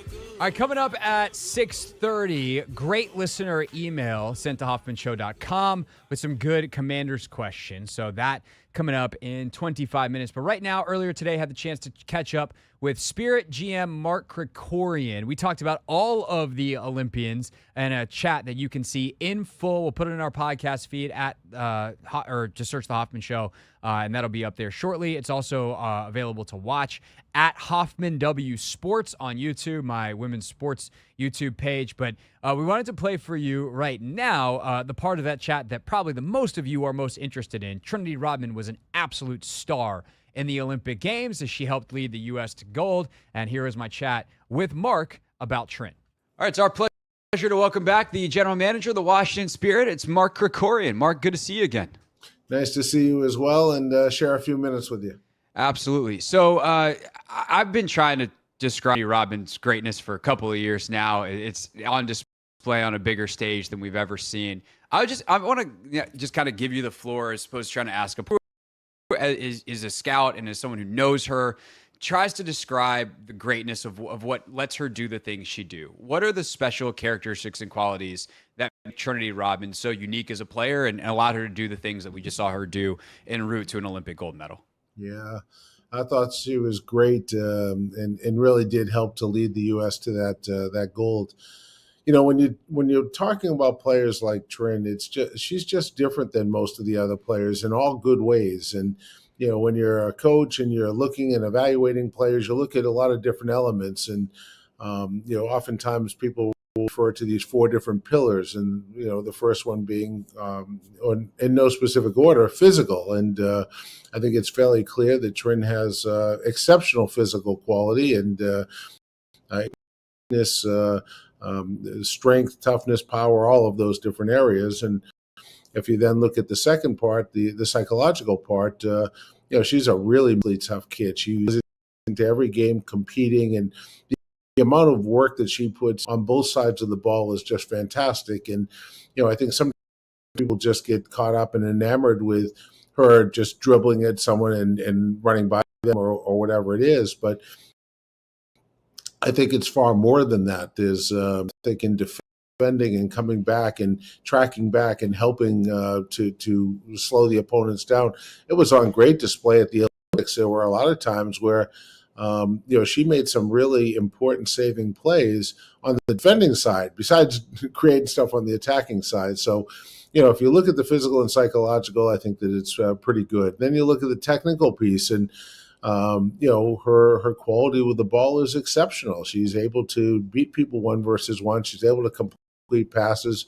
You know, she's continued to work her on coming inside and with her left. And of course, we saw that shine brightly. The country thanks you for working on that with her. Yeah, well, unfortunately, one of the guys that's spending most of the time with her on that is our Japanese coach, Ima, who helped her to knock his country out of the Olympics. So sorry, Ima, about that. Yeah. He and I had a little bit of a laugh about it afterwards, and then of course is the fourth piece, fourth pillar being tactical, and Trin has a good idea about you know, attacking and defending from a tactical perspective. So, you know, when you're looking at Trinity Rodman as a player, she has a lot of dimensions that are really well defined and just very, very good.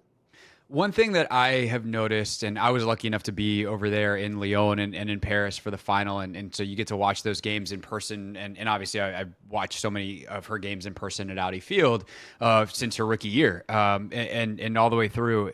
I feel like her vision as a passer, and I watch, like, I'm a huge fan of Sophia Smith and Mel Swanson, as so many people are. They're phenomenal players. But I think one thing that maybe separates Trin, makes her different from those two, is those two are so great at attacking and dribbling on to people, and Trin can obviously do that as well as anybody as well. But I feel like sometimes they'll miss runners and miss passes, and Trin, I feel like, does that at a higher level. Is that something that you think she has innately, or is that something that you've seen develop as you've watched her career blossom these number of years that you've been with the Spirit, basically, I think, since her second year? Yeah, I think that the ability to play with others and play in combination is sometimes a little bit more rare in our country. You know, we have a lot of 1v1 artists and specialists, and that quality, but I also do agree with you that she does have the quality to play in combination 1-2 and see things that maybe some other players don't see as quickly. So for me, I do think that is a strength of hers, and it is something that it is getting better as well. So I think that probably as a younger player, she probably relied upon the athleticism and ability to beat people, but she's gotten better since I've gotten here and in playing in combination. Do you have a go-to Trinity Rodman story of something that maybe, we all watch the games, we all get to see that, but something she does in practice or the way she's worked around the building or something, when people ask you about Trinity Rodman, like friends, family, like, man, I watch what's she like? Do you have a go-to story for that? I don't have a story, but I have a sense and a feeling about it. And, when I came in here, so many of the players that were here when I got, I knew them from competing against them from back when I was a coach, or some of them were on the team, or I'd had an opportunity to coach them with the national team or whatever. But I didn't know Trin, and I only, had seen her on television and from a distance.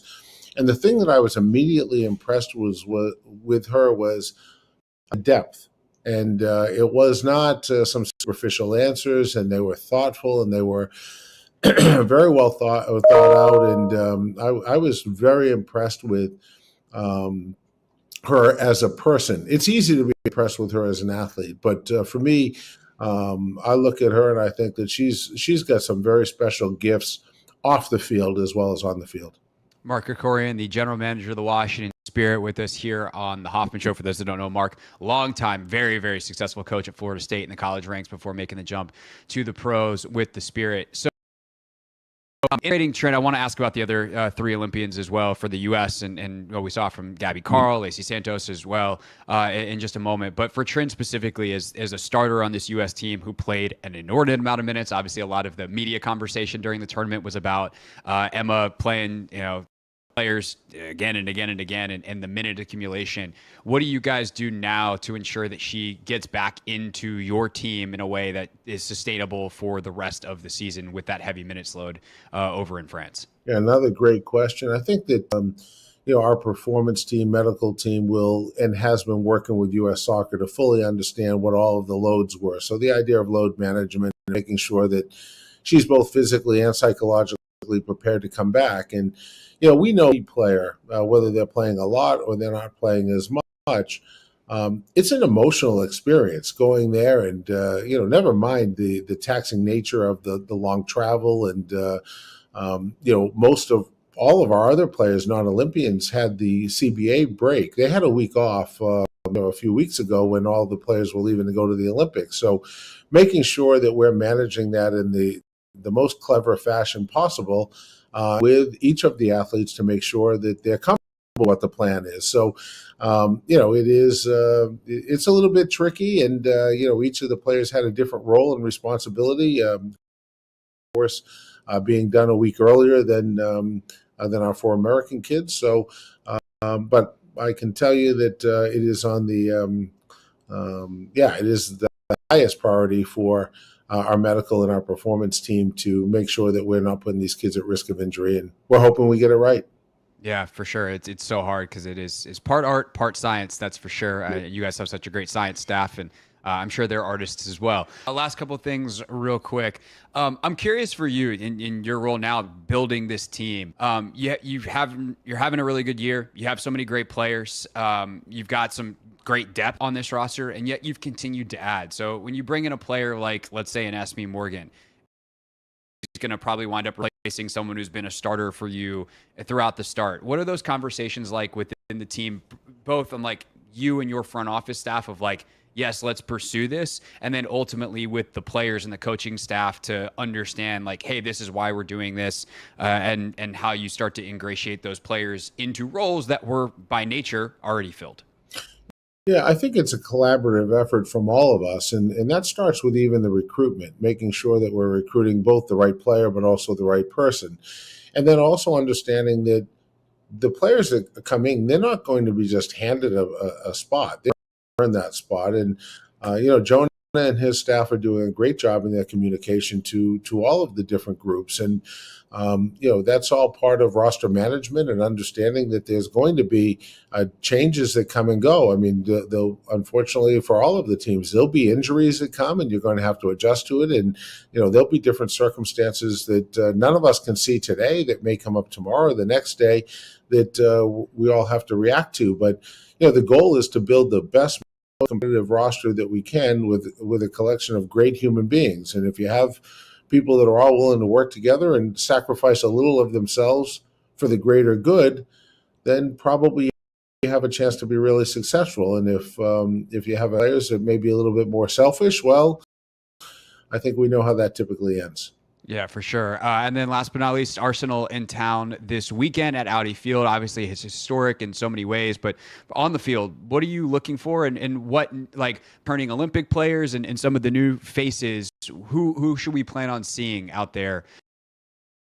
Well, I think with the players that are back in market already, you'll probably see all of those. So at some point, and again, that's if they all stay healthy through the course of the week and so on. So with the three new players that have arrived, they've been training. They look like they're all in good form, and I'm sure you'll see them at some point. Gabby and Lacey are in their back training, and that the medical and performance staff will evaluate them and then make the safest decision from there. But I think that's probably what you'll see in terms of the Olympians that are here and playing. In terms of the match itself, Arsenal is such a great brand in the world of world football, and looking forward to their arrival and the opportunity to get out and compete. Great team. We feel as though we have a similar type of group. So hopefully the fans are treated to a different type of game, but a really exciting and high level game. Yeah, I think there's some tickets still available, but not that many. So you definitely want to go to WashingtonSpirit.com if you are interested in checking this out this weekend at Audi Field. Mark, always a pleasure. Always great to chat. Really appreciate your time. Thank you, sir. That's a pleasure. Nice to see you and speak with you. So, and thank you for all your kind word and support. Absolutely. That is Mark Krikorian, President, General Manager, Soccer Operations for the Washington Spirit. Coming up next, a very different turn on the Olympics as we conclude our coverage of my trip there with absolute nonsense before getting back to the Commanders at 6:30. There are just an insane amount of really random American sports jerseys in Paris and when you're traveling in Europe. So many that I started to make a list. We're going to run through my list and rank them on a randomness scale of 1 to 5 croissants, because of course we are. Next. All right, it's our pleasure to welcome back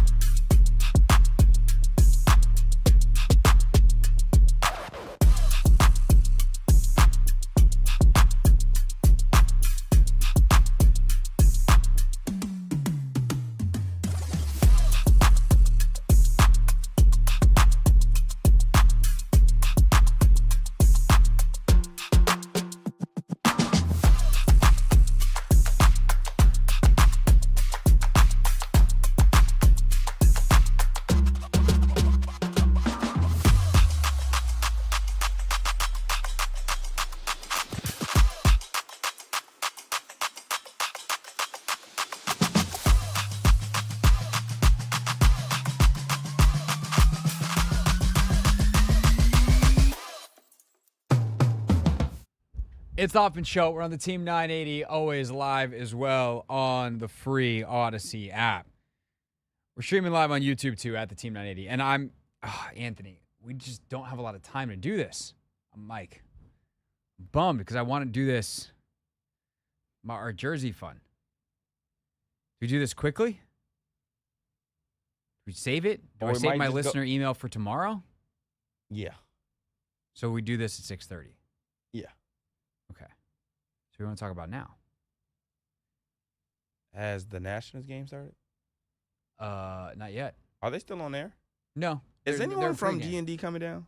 It doesn't look like it. Okay. It looks like they got very excited and then forgot. Do I need to go put Darius in the headlock? Why? To drag him down here. I mean, I don't think we can do that. We can just ask nicely. Okay. If he doesn't want to play our game, then we'll still have fun. Craig, you like to, be nice. Sometimes I like to use brute force. I see that. Do I strike you as a person that uses brute force? No. Okay. No. Except for, I will say, early on in my my travels, I was on Instagram, scrolling, and I see video of Anthony Haney fouling the crap out of somebody playing defense in a pickup game on his story. One, why are y'all taking video of your pickup games? All right, let me give the background story on it. The reason we were taking video of it is because at Syracuse, we used to hoop every day, and that was the first time everybody that, usually hooped around like 5 p.m., 6 p.m., 7 p.m., that was the first time we had all been together, seen each other like in some time. So we organized this hoop session because we hadn't played with each other. So we wanted to capture the moment, capture the games, and there was some trash talk going on. Yeah. Uh-huh. Yeah. And that's how you wound up fouling the crap out of somebody? No, so the reason I was fouling him was because I was trying to set the tone for the entire hoop session. Like, what was the tone you were trying to set? Like, you were playing full court, Euro League, FIBA rules. Maybe it's still probably a foul, like 94 feet full court pressure style. Yeah. Like, what tone are you trying to set? It's a pickup game, bro. So you know how Kobe ran through Pau Gasol's chest on the first play? Yeah, it was the Olympic final. Hey, don't try to downplay what we had going on in New York City. That was our Olympic final, is what I'm telling you. All right, so who was it that you were, big air quotes here, defending? It was my guy, Dan Jelly. The first game, he actually got off. He had a very good game. It wasn't against me. And that was the point? That was the point. You were I was saying letting him. We're done here? That ain't happening against me. And guess how many points he scored against me? 0. No, he hit one shot, but he called a screen, he made a shot because the guy that I got screened by, my teammate didn't step up. He hit the shot. So I guess this sort of counted on both of us, but you at gotta the end of the day, communicate better. It's a team game. Yeah, it was I didn't know I was being screened. So. Oh, that's definitely on him. I was gonna be like, how are you gonna throw somebody else under the bus? But like, if they didn't call out the screen, yeah, you gotta. And then also, we're all small. Screen coming. We can switch it. If you see a screen coming, just switch it. Switch. But the other 2 times he tried to go 1-on-1 against me. Actually, it was 3 times. I would just block this shot. With or without fouling? Without fouling. Oh, this was great defense. This was great defense right here. But you had to set the tone first. Yeah, had to set the tone first. Did people have fun in this pickup game? Oh, we had a lot of fun, Craig. An hour and a half of nonstop pickup basketball games. A lot of fun. We went out later that night. We hung out, and then I had to hit the road, Jack. I had to get back to DC. I had flag football practice the next morning. How'd your body feel at flag football practice after all that pickup? It was a hard practice, but I've had better days. Not as young as you used to be. No. No. That's how time works, unfortunately. Yeah. Let me tell you. It's okay. I'm only 28. I'm still sort of kind of in my prime. Maybe it's sure. Yeah. It's that's 28's a good time.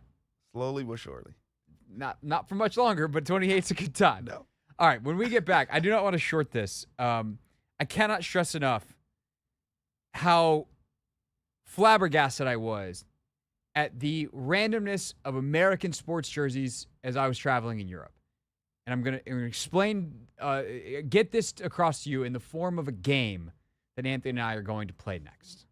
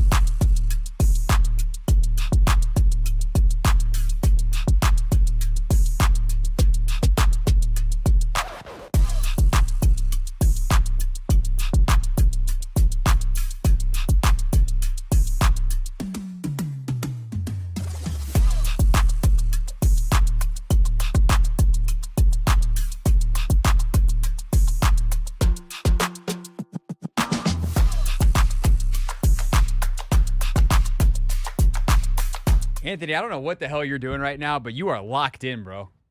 I was just standing next to, to paint the picture, Anthony and I are sitting in different studios, which is typically how radio works. The hosts sit in one studio, and the producer has their own studio. But we have a big, giant plate of plexiglass between us. And I was standing next to the glass where Anthony should have been able to see me for a solid 30 seconds, running in slow motion with my hands, doing a bit. And this joker didn't look up one time. Yeah, I was trying to get the correct title for Mark Krikorian so I could podcast that. So I had to go back, listen real quick, type real quick, listen back, type again. I just can't believe you didn't see it out of your peripheral. Yeah, no wonder you didn't see that screen. Yeah, I think it's because my body was more so shifted this way. If it was more center, I think I would have been able to see it. Okay, well, there's that. It's the Hoffman Show. We're on the Team 980. We're always live as well on the free Odyssey app. All right, so as we're walking through Paris, as I was there for the Olympics, I saw some of the most random American sports jerseys I have ever seen in my life. Like, obviously, there's a lot of people wearing sporting wear, a lot of USA jerseys, or a lot of USA gear, a lot of Dutch fans, a lot of German fans, obviously a lot of French fans, and a lot of probably non-French people wearing French gear that they bought in Paris, a lot of Olympic shirts. But I'm talking like Major League Baseball jerseys, NFL jerseys, NBA jerseys. People just walking around wearing it. And some weren't that random. I must have seen 5 or 6 Giannis jerseys. I saw the green Giannis jersey. I saw a black Giannis jersey. I saw a different green Giannis jersey. I saw the one with like Bucks 34 on the front. I saw the one with the gigantic deer on the front. So that's not that surprising, though. He's one of the world's most popular players, and he's European. So not particularly surprised to see a ton of Giannis jerseys. Some of these, though, were pretty surprising. And so what I would like to do, Anthony Haney, is I would like to rate them on a scale of 1 to 5 croissants. 5 croissants is like fully mind blown, cannot believe someone has it. 1 croissant is like, oh, not that big of a deal. Are you ready? I think so. Okay, the one that started this, the one that's like, wait, what? I saw an 85 Patriots jersey, blue jersey, Chad Ochocinco. Had the Ochocinco nameplate. Walking in the streets of Paris. Now, for reference, I'm going to look this up real quick. Chad Ochocinco, Pro Football Reference. Chad Ochocinco, of course, Chad Johnson at the start of his career, and for most of it, played in New England for 1 season in 2011, the last of his career. He did play in 15 games. He had 15 catches and 1 touchdown. So it's not like he didn't play there. But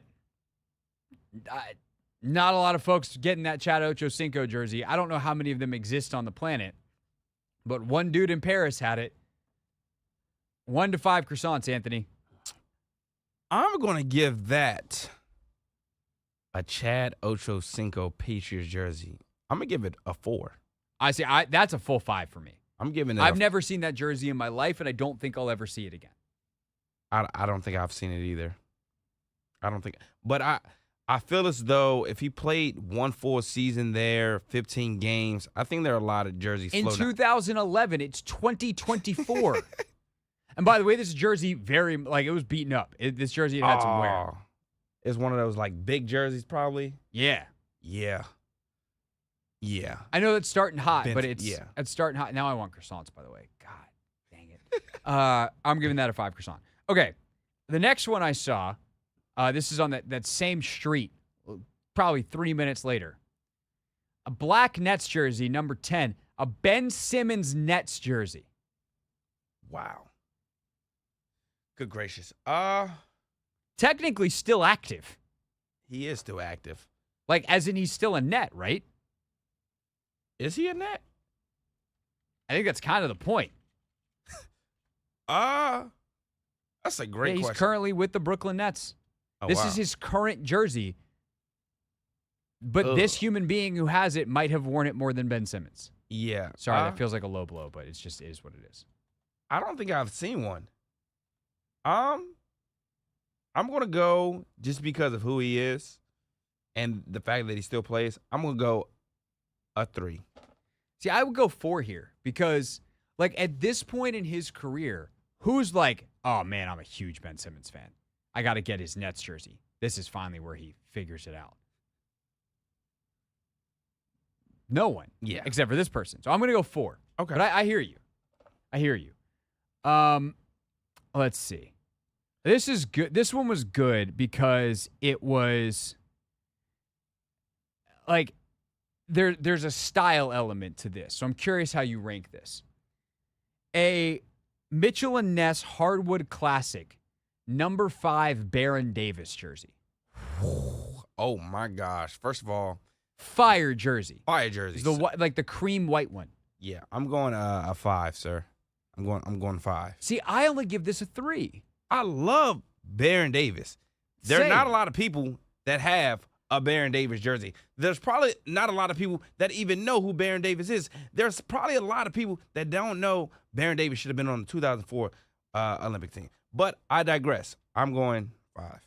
See, I'm going 4 because I feel like this is one that a random dude could see in a shop and just be like, true, that's fire. Yeah. I'm getting it. I don't know who this dude is. I don't know that he used to play for the Charlotte Hornets and used to be Craig Hoffman's favorite player back when the Charlotte Hornets were in Charlotte. Man. And Craig was growing up in Greenville, South Carolina, in the Carolinas, not that far from Charlotte. He doesn't have to know that. He didn't have to know that Baron Davis eventually was on the We Believe Warriors and just, absolutely yoked on some poor Dallas Maverick. Yeah. He could just be like, that jersey's fire. And because it's the Michelin Ness Hardwood collection, it could be a different kind of store than some of these other ones. So I'm going to go 3. Okay. But I see your point. Yeah. I see your point.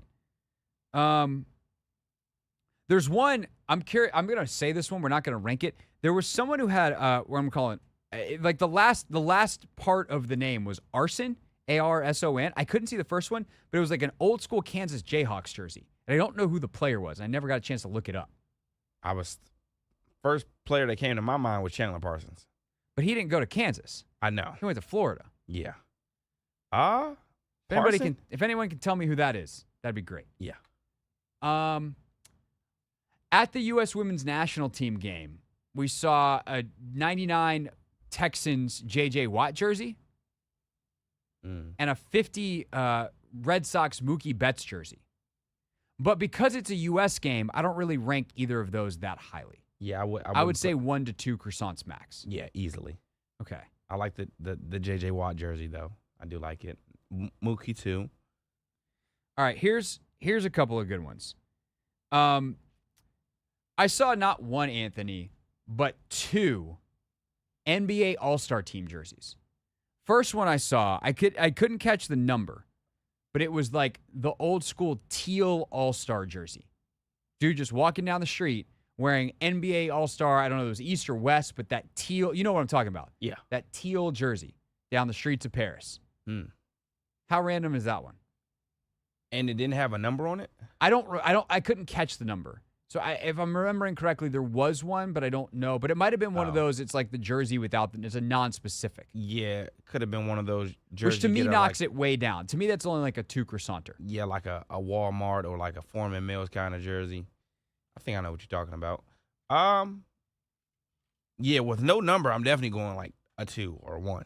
Okay. The other All-Star jersey I saw, at first I thought was a LeBron James All-Star jersey. And in looking this up, it would have been the 2022-23 NBA All-Star game because it was the blue All-Star jersey number 23.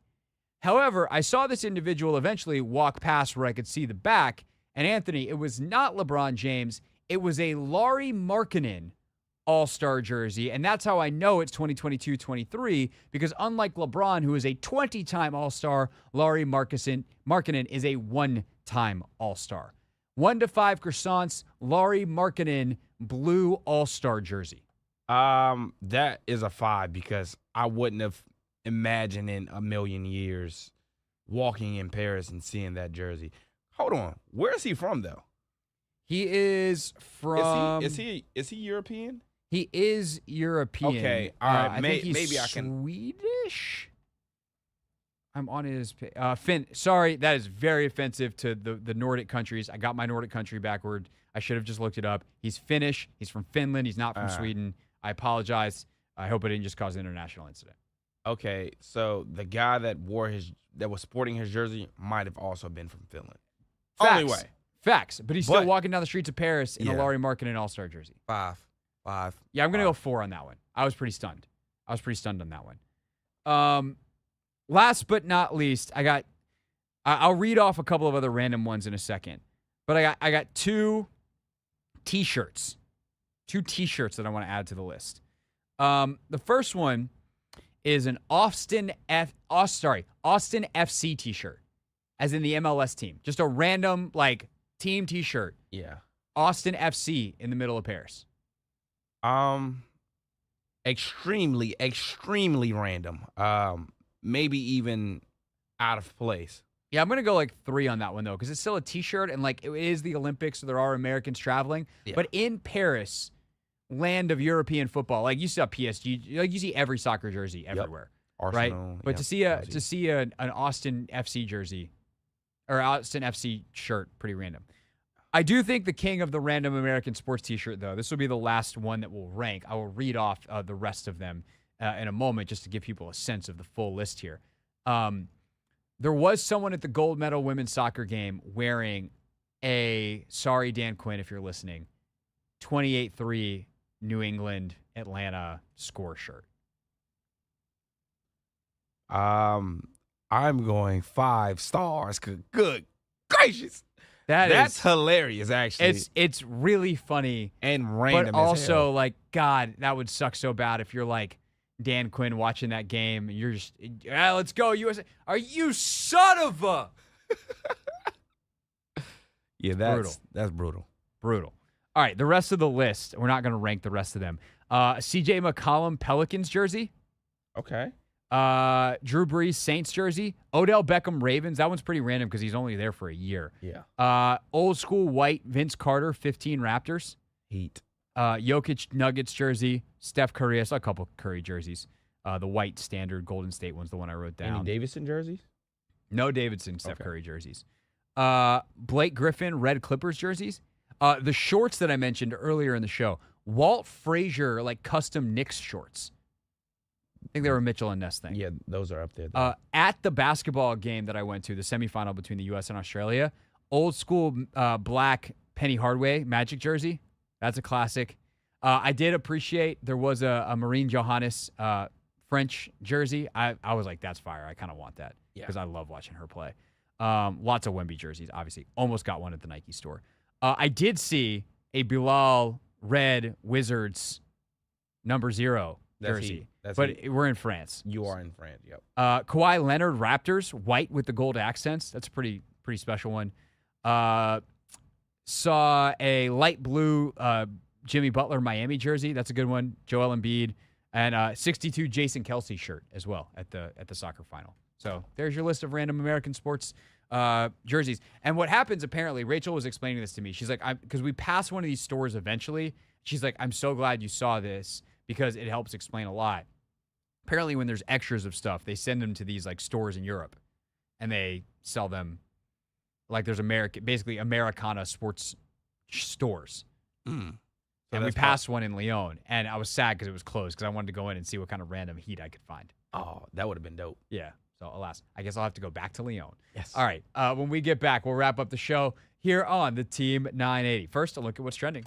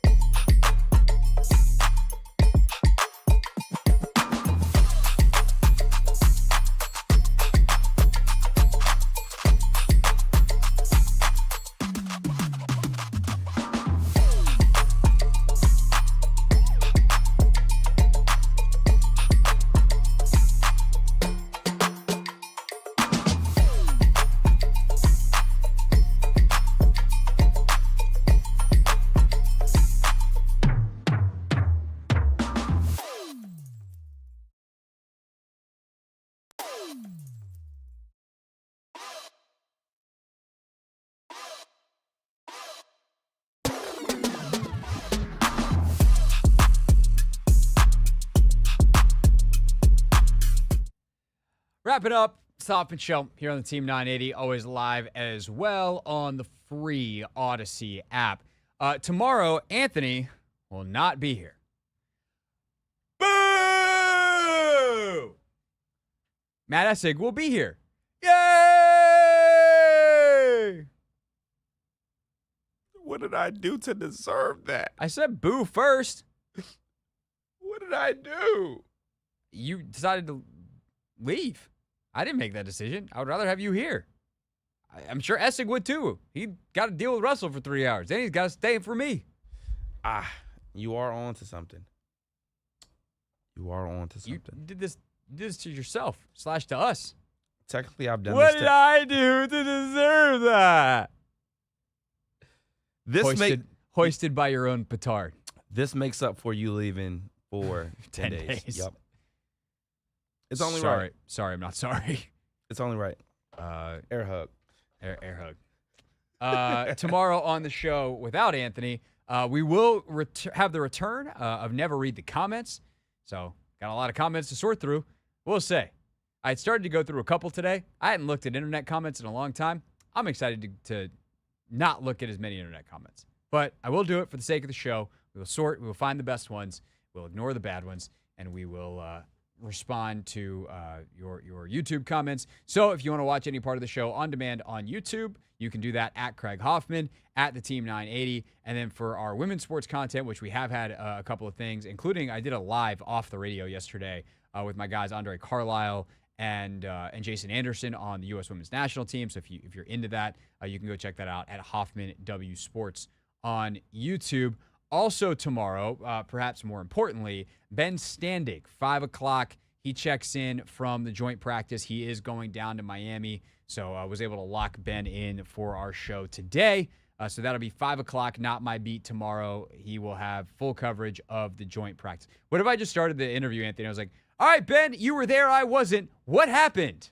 And I just kick my feet up, sit back, and let Standig tell us all what happened. I don't think that'll go over so well. Why not? I think there will be a lot of dead silence following Standig's, recap of what he's seen so far. It's not like I would, once he stops talking, I would start asking questions. Oh, okay. Yeah, I'm not just going to be like, no, keep talking, Ben. That would be a funny bit. Yeah. All right. Anything else housekeeping-wise? You don't know. You don't care. You're leaving for the rest of the week. I'll see you next Monday.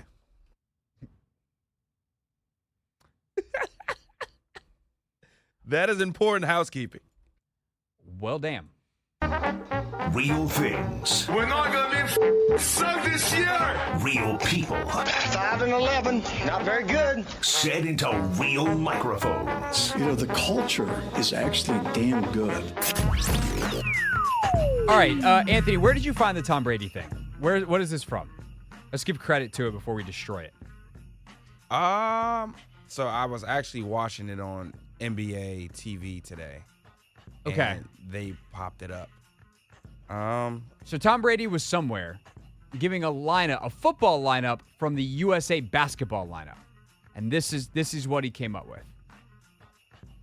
Brady weighed in on how he would fill out an NFL roster with players from the gold medal men's squad. Let's see what he had to say.